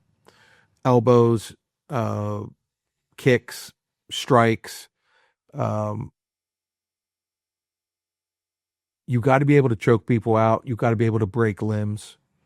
But you also have to be able to control people and keep them from doing things. And that's the big difference between jiu-jitsu and wrestling. Wrestling gives you the capability of controlling someone's center of gravity, like lifting people, throwing people, holding people down, getting up when someone's trying to hold you down. This is what wrestlers do. They're very good at controlling someone else's center of gravity and controlling their own center of gravity. They're the best. They're absolutely the best at it. What they don't do is isolate some portion of the body and break it. That's what jiu-jitsu guys do. So in grappling, there's a center of gravity control theory, and then there's an isolation and destruction theory. So jiu-jitsu is isolation and destruction. They will isolate your elbow joint, your shoulder joint, your knee joint, your ankle, your neck, and they will pinch it off and they will control it. The rest of the body is not controlled by them. Like they're not good at that. A wrestler is a center of gravity control grappler, which means he controls the two center of gravities. People have two center of gravities. They have the head, which is gimbaled, and it's the weight of the head. And then the second center of gravity, or the primary center of gravity, is around the navel. So if you control those two center of gravities, you can control the person. Like if I say I'm going to grab a guy off the street and I'm going to put him in the trunk of a car, and we need to take him, we're going to take him somewhere. I don't want a bunch of jiu-jitsu guys. I mean, the way I would use them if I had them is like choke him out. Right. And then we'll take his lifeless body and throw him in the trunk of the car. But wrestlers are the guys that will bundle someone and package them in something. What you want is both of those things in a grappler, right? Capability-wise, you've got to be able to control centers of gravity, because that's also how you keep people from drawing weapons. You also need to be able to choke people out and break limbs. In striking, you need to have the capabilities need to be turning someone off quickly. No one does it like a striker. Grapplers don't do it like a strikers. Blade guys don't do it like a strikers. Pistol guys who are trained in headshots, and strikers. Optimally, strikers who throw elbows. These are people that turn people off like a light switch getting turned off, like just sitting right on their shadow. That is a huge capability. You want to be able to do it without injuring your hands, right? So strikers that can learn to use open palm type strikes and elbows to great effect, right? So when you look at somebody who is very capable, combatives wise, you're looking at someone who can run between all of these disciplines and take from those disciplines the valuable aspects of each one of those and has a good working knowledge of that. Yeah. So it requires that type of training because it takes time to do that, right? So it takes somebody who can deploy a blade and cut exactly where you need to cut to get things done. Someone who can deploy a pistol in movement, in a combative entanglement, and effectively put rounds on people who are fighting him. And maybe the guy has a blade in one hand and a pistol in the other. I mean, it depends on what you're doing before we got to that point. But when I say someone is very capable, I'm never going to give the title of someone who's very capable to someone who is just a master world-class pistol shooter. Like, to me, it's like, yeah, well, hopefully if we need that, he'll be there, you know, but like that guy's not capable because he's got such a low level of ability in other areas that I just couldn't call him capable. But then you have to add on top of it LOT, right? Logical order of thought. And that's really the number one thing, you know, that makes someone truly capable is their mindset and their ability to perceive what's happening. Their awareness is very high. Their understanding of pattern recognition is off the charts. And they have all of these disciplines so that when they have a toolbox with a lot of very well-trained tools, pretty much anything that's going to happen, these guys can handle it. And I know some guys like that. When I think about capable individuals, I would consider you in that group of very capable individuals because of your, you know, the precision in which you look at your combatives. And you're not just a shooter. And you also are a very clear thinker, right? So when I think about people I consider to be very capable, they have to touch all those areas. You know, it can't just be master level in one of those areas. You know, it just doesn't work for me as far as capability. Does that make sense? Yes, sir. Yeah, perfect sense. I appreciate that. So I guess the next natural question that goes with that in my mind is when someone develops capability, right, the question eventually becomes, what do they do with it? Because capability without responsibility is just going to create problems, right? But without responsibility, you know, but responsibility without capability, so to say, creates different problems. So there's this like balance there. And somewhere in there, a guy has to decide what he's actually willing to carry with that. So for you, what responsibility comes with being truly capable? Yeah. I mean, you know, it's all mission specific. And, you know, we have missions that, like in Western society, as a male, you're going to be born into certain missions that you're responsible for. Right. So, you know, on the Titanic, everyone knew like who's going in the lifeboats, who's doing what, you know, and there were, you know, if you were a man, you're making sure that all the women and children are taken care of. That's like a mission that nobody gave anyone. It just, we all understand that this is what the mission is, right? Then you could have specific missions that are for work, right? For your occupation. If you're a police officer, you know, the protect and serve mission, whether you like it or not, there is a whole bunch of people that think that you're going to save them, right? And I know cops that really just don't like people that much anyway. So they're saving people they probably don't like. But, you know, they're like grumpy old cops. Yeah. But most of them are in the job because they are protectors at heart.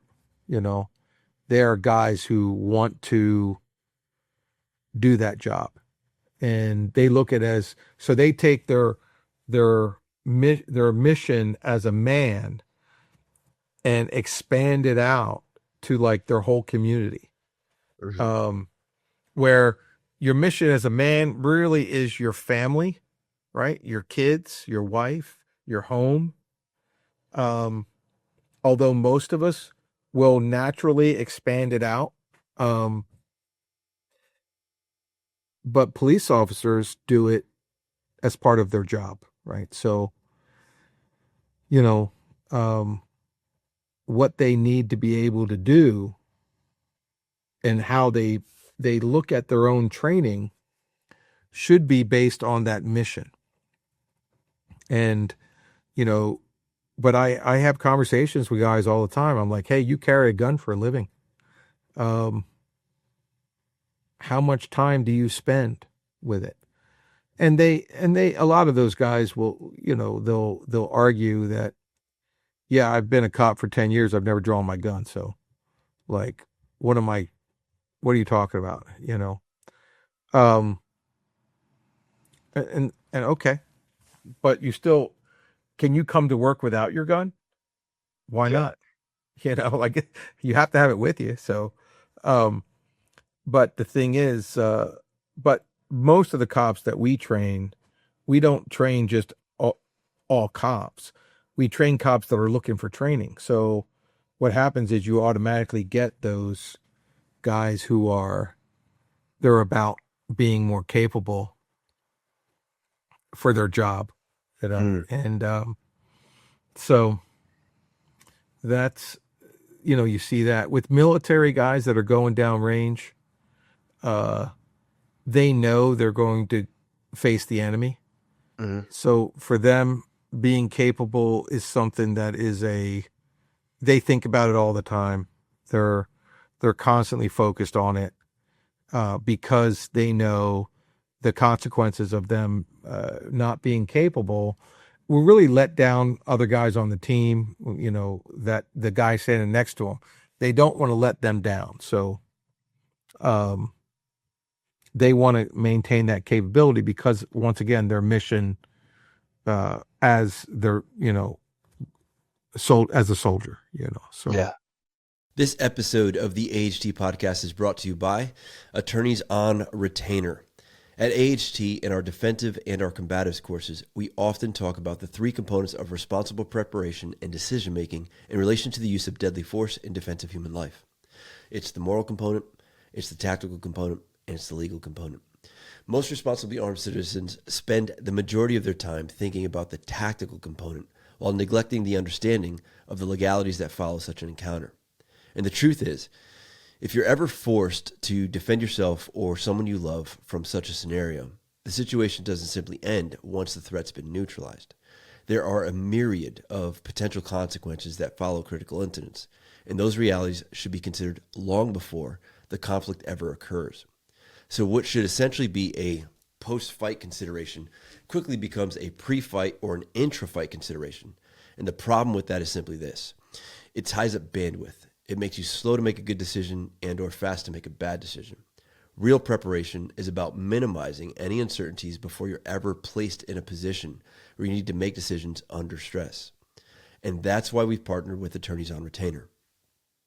Attorneys on Retainer, AOR, provides responsibly armed citizens with immediate access to experienced legal representation following self-defense incidents. This helps ensure that you're not navigating those moments all alone.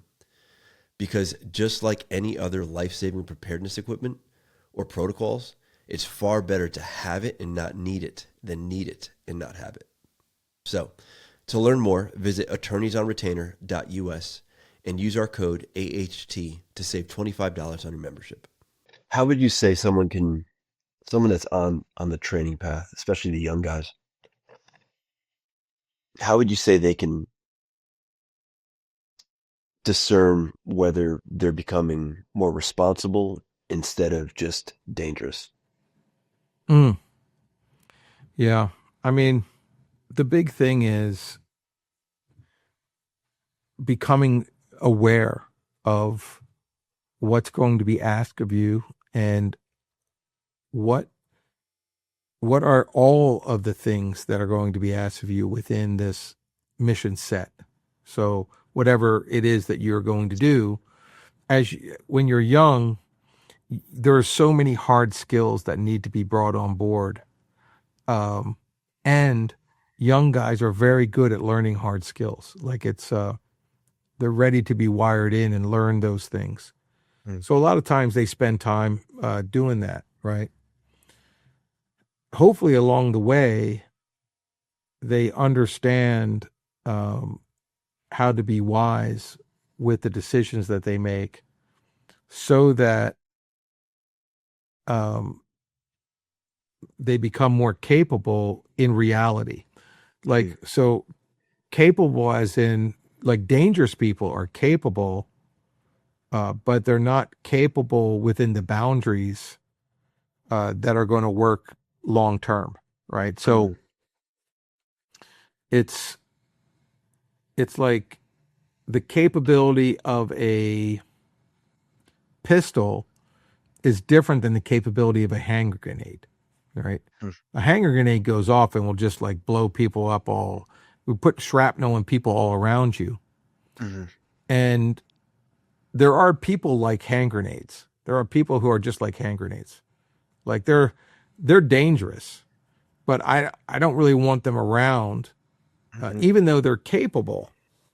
They're capable of doing stuff, but they're going to make bad decisions, and all of that capability will be pointed in the wrong direction. And that's not good for the team. All right. So you have to start really thinking about making those decisions along with the responsibility of having the capability. That's why LOT is taught in Sayoc. My instructor said, look, we teach people to be very dangerous with blades. If they don't make good decisions, but they have great capacity for violence, those people are potentially going to be a problem for us, And so we need to, as we hand them the capabilities with the blade, we have to also hand them responsibility, decision-making, and make sure that they can navigate through situations that are going to be pretty volatile, Yeah. And so young guys should be thinking about that stuff. They should be really working on how do I make better decisions along with all of the increased hard skill capacity. But it's a balance that people usually want to go one way or the other, which is why you have to have a coach. You have to have a coach. You have to have a mentor. You have to have someone who's helping you get along, usually an older guy, because he's been through all of that. And if you trust him, then what happens is when you're unbalanced in your training or you're working on something or you're going down a rabbit hole, he can bring you back and get you more well-rounded, talk to you about some of the second and third order effects of those things that you are learning to do, and keep you out of prison And, but not to be dramatic about it, but just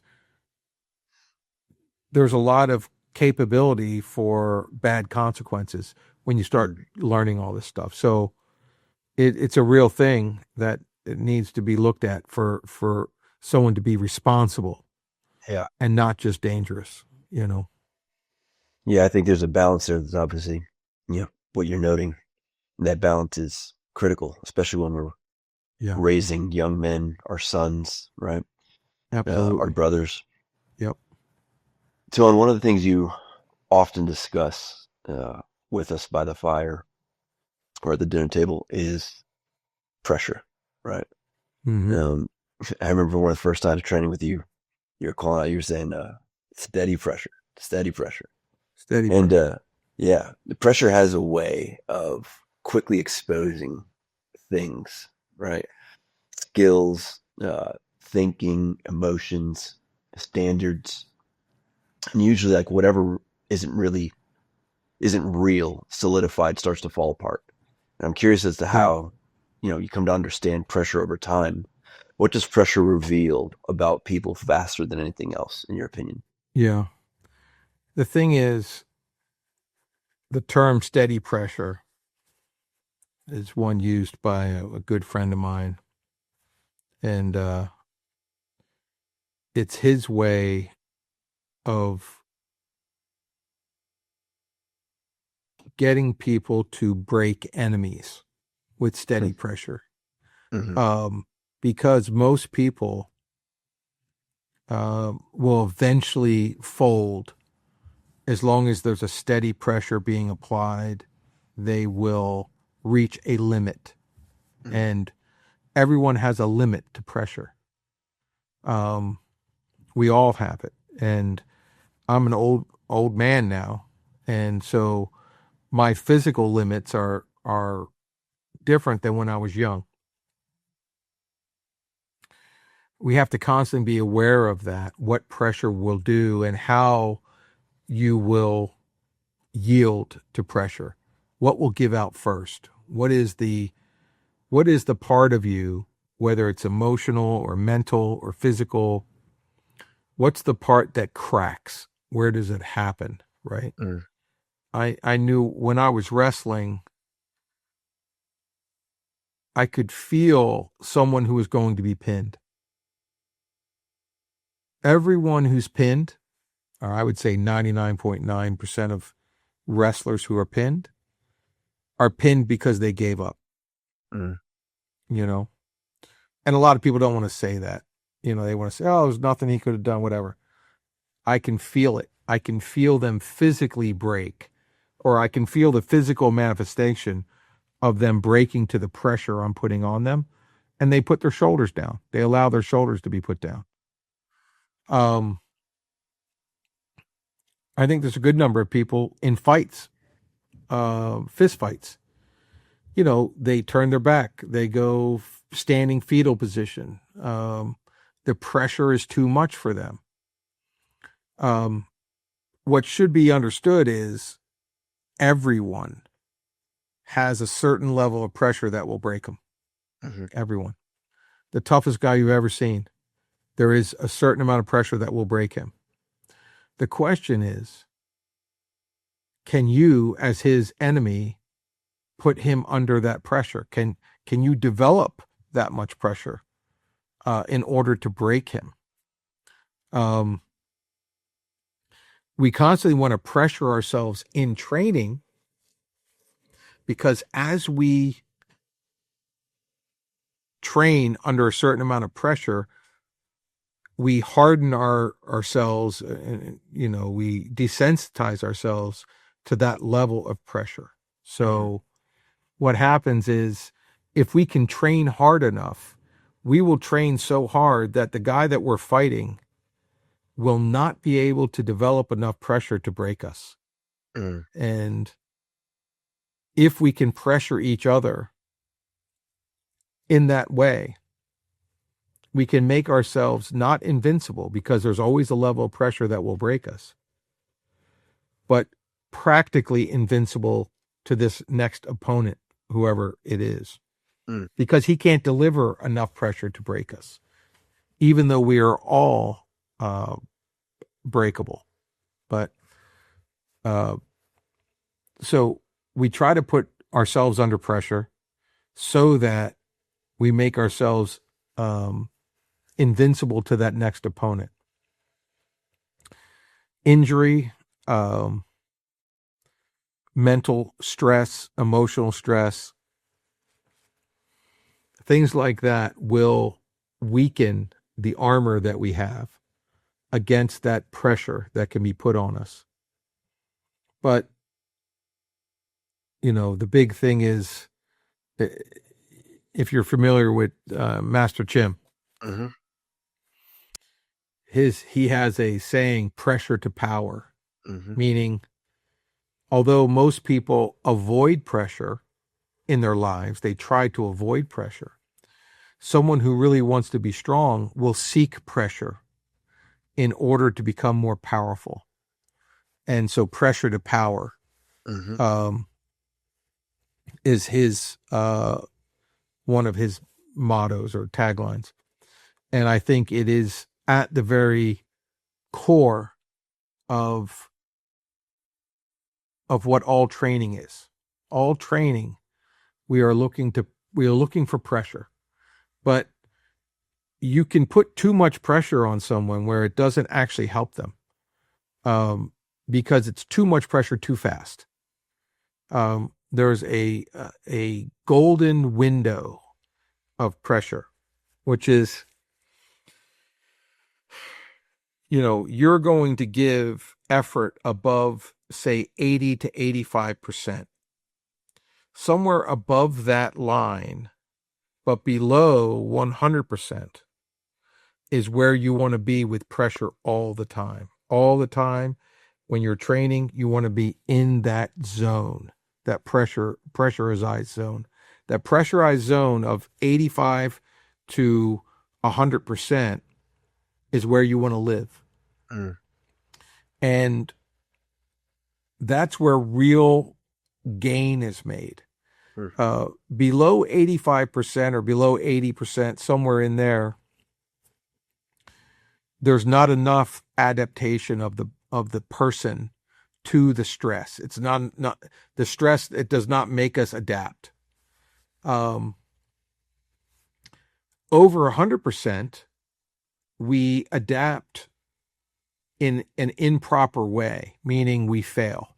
So someone applies 101% plus of what you can take, you do something which is ineffective to them. So what happens is you get one rep of failure, and you're learning how to fail at that point. So we want correct response. So we want to keep that person in that golden zone of 80 to 100%, floating in there, and so that they can still be doing the correct response, but under enough pressure that they're adapting and becoming even better and better and better at those skills, at those hard skills. And it's the same thing in the gym. If you go and you want to get stronger in the gym, your working weight is going to be 80, 85% of what your max effort is. And that's going to be your working set. And your body is going to work in that realm, 80 to 90 whatever percent of your max ability. And then what happens is you adapt and get stronger. So now when you recalibrate, now your 85% is higher than it was a month ago. Mm. And we do the exact same thing in all of our combative skills, all of our wrestling, all of our shooting. We want to work in this max effort, say 85% of our max effort, we'll just say, and I want to stay in there. I want to stay in there all the time, and you'll get faster and faster and faster. So you know, when guys say slow is smooth and smooth is fast, you know, they say that during training. Mm-hmm. They don't mean go as slow as you can. What they mean is go as fast as you can, but slow enough that you don't fuck it up. Right. Right. So it's a famous quote from Wyatt Earp, right? Which is, in a gunfight, take your time as fast as you can. That's the guy who wins. Take your time as fast as you can. So what you don't want is someone to outrun their headlights. They start doing improper technique, improper hard skills. They're not precise. They're not accurate. They're not developing power. Whatever it is, for you to do all those mechanics correctly, you have to be under 100% of your max effort, because that's the definition of it. The definition of how many times can you do this correct as fast as you can. Whatever that is, that's your max, right? So it's like when we go to the gym, if I throw 800 pounds on the bar and the guy can only deadlift 400 pounds, he hasn't deadlifted anything. He won't even come off the ground with that bar. Right. What I want him to do is, you know, put 365 on the bar, put 380 on the bar, and do correct form. Don't round your back out. You know, make sure you have neutral spine. We're going to drive, you know, a hip drive is going to come at the right time. You're going to lock out. All that stuff, everything that you need to do to perform a good deadlift. You're not going to be able to perform a good deadlift if I am too high a weight on there. You'll start to have bad form, or you won't lift it at all.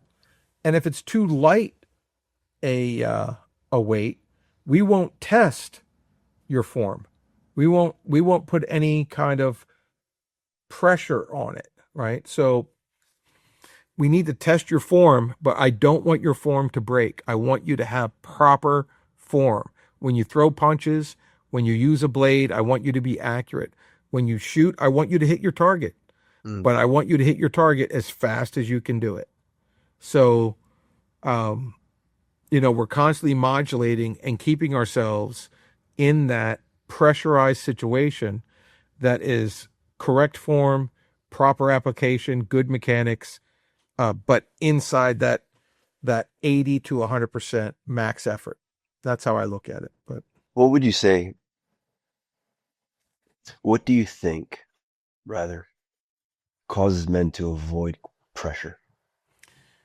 I think no pride, lack of pride.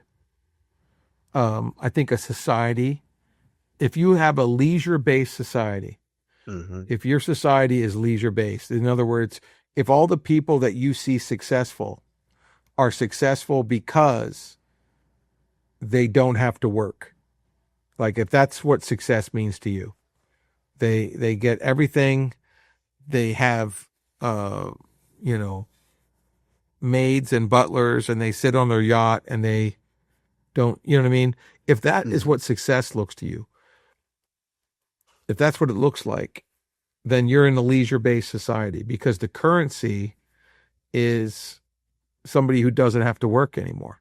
That's what it is. But if success was being the greatest fighter, or being the most dominant, powerful, whatever, you know, the currency would be obtaining that power. So if the currency is leisure, then the methods are all about avoiding pressure, because that's what leisure is. Leisure is when you're not under any pressure.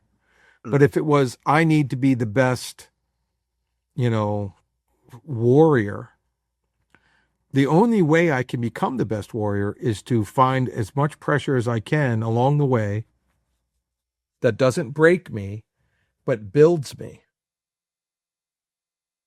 And if that currency, if the greatest currency in that society would be to be the greatest warrior, then you'd see everyone in society looking for pressure because they're all trying to get there. But we have a society that's a leisure-based society, so the very definition of that is to avoid pressure. So, I think there is a human aspect to it. Most of the societies that we talk about that were warrior-based societies, they didn't have a choice.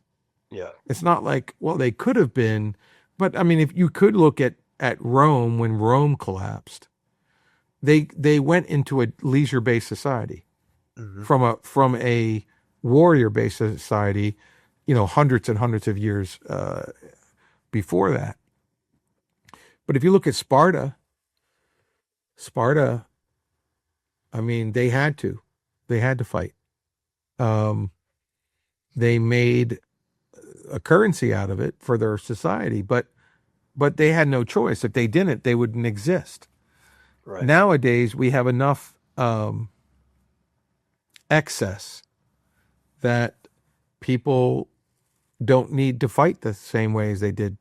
They don't need to hunt. They don't need to do that. So it's a product of where we are, and it's the old saying of hard men make good times and good times make soft men, and soft men create hard times create hard men, and all that kind of stuff. That cycle is a real thing. It's not just a meme. But we are in a situation where most people do not feel the need to put themselves under any pressure. That would just be, to them, that would be dumb, So now the people who are protectors and warriors within this society, they still need to do it. So they need to snap out of it and not look at their neighbor who is just looking to retire young, and then he's a success.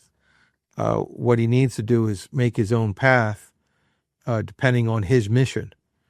And if his mission is to be a warrior, then you need to seek out pressure and follow that path. So. What do you think is the most severe consequence of being in a leisure-based society that, by definition, avoids pressure? I think that, the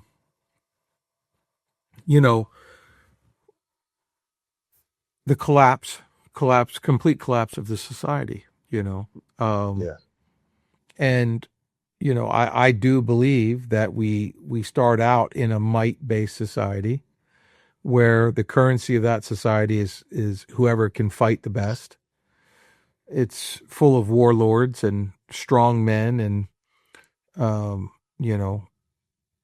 whoever is the strongest makes the rules.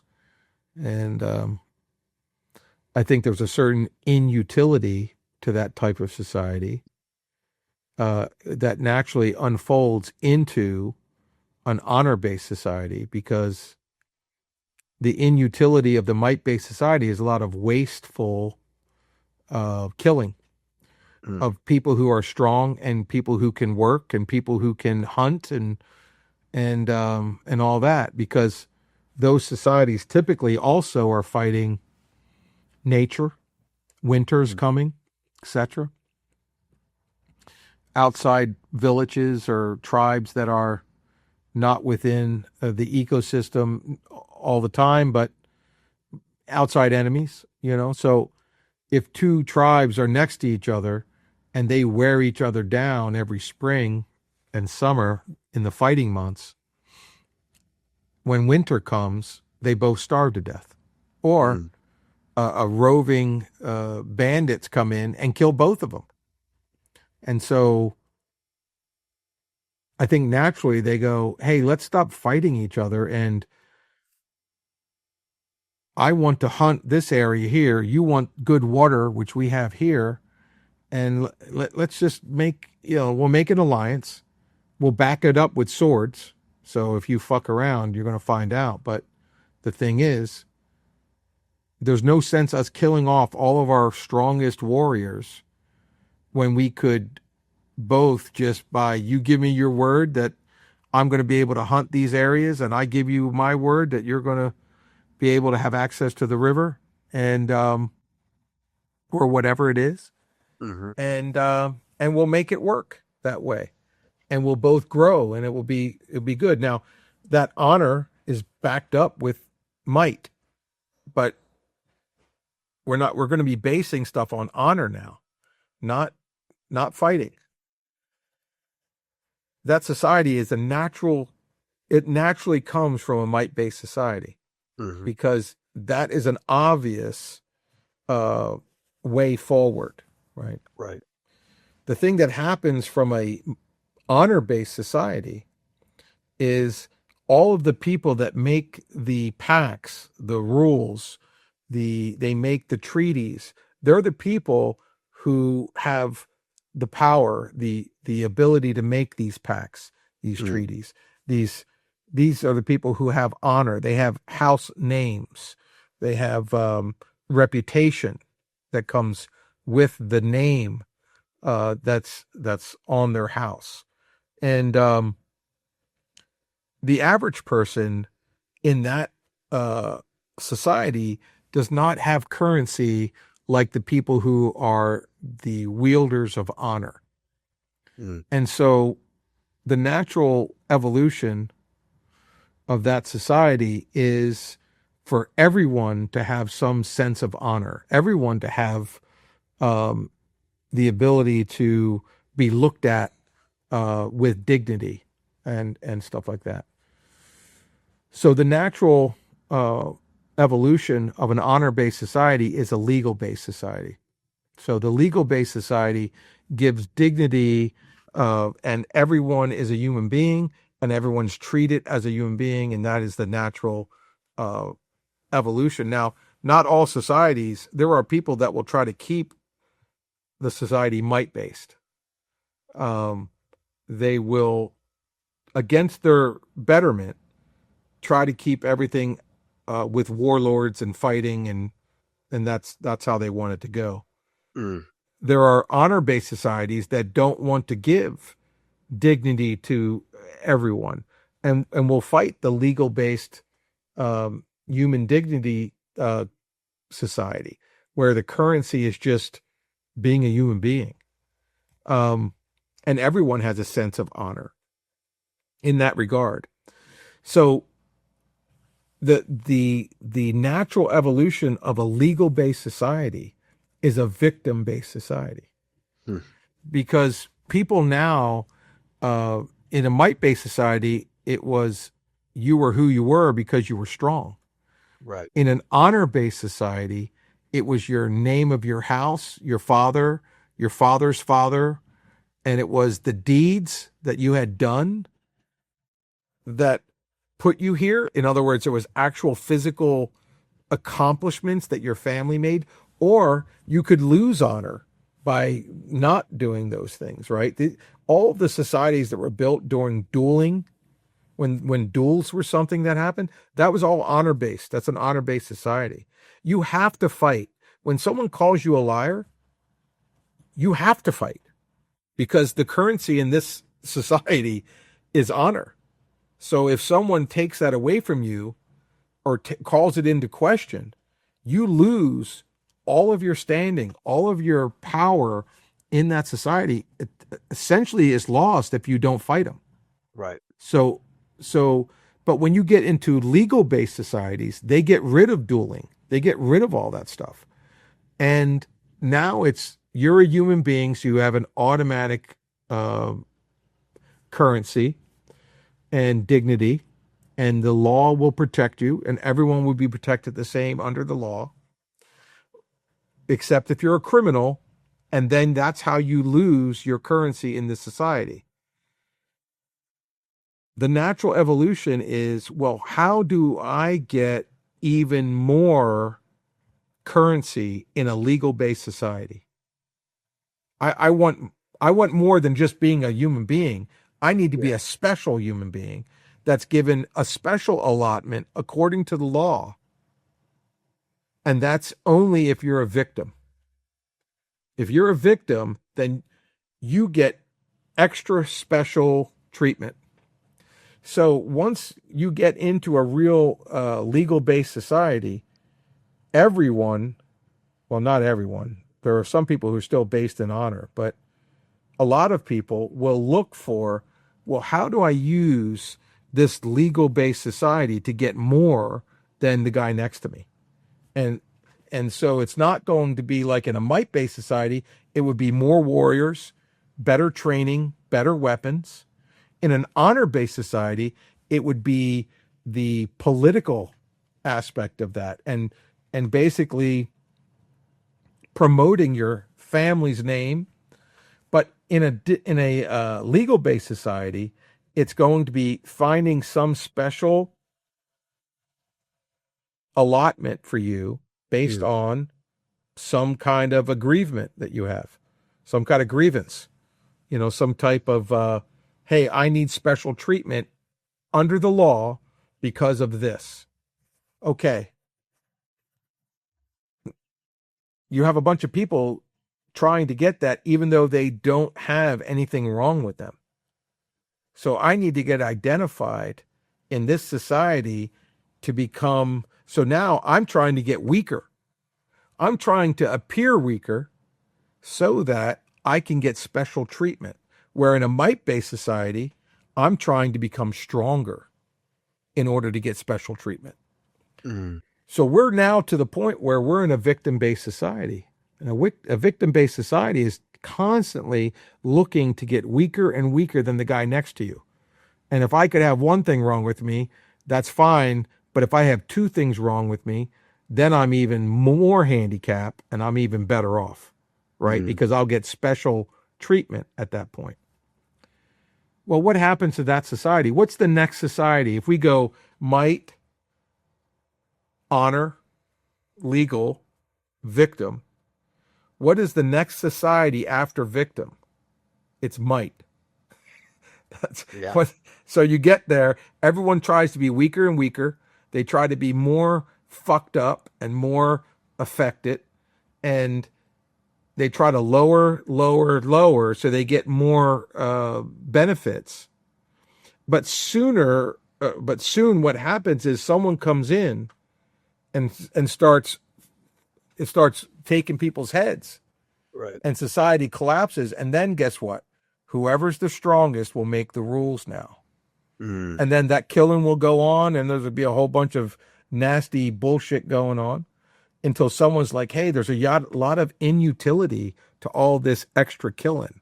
Can we just make an agreement here? And then you're an honor-based society. And that's kind of, when people say, hard times make soft men and soft men make hard times and hard times make, like that whole cycle. It's basically the same thing. It's the same thing. Right.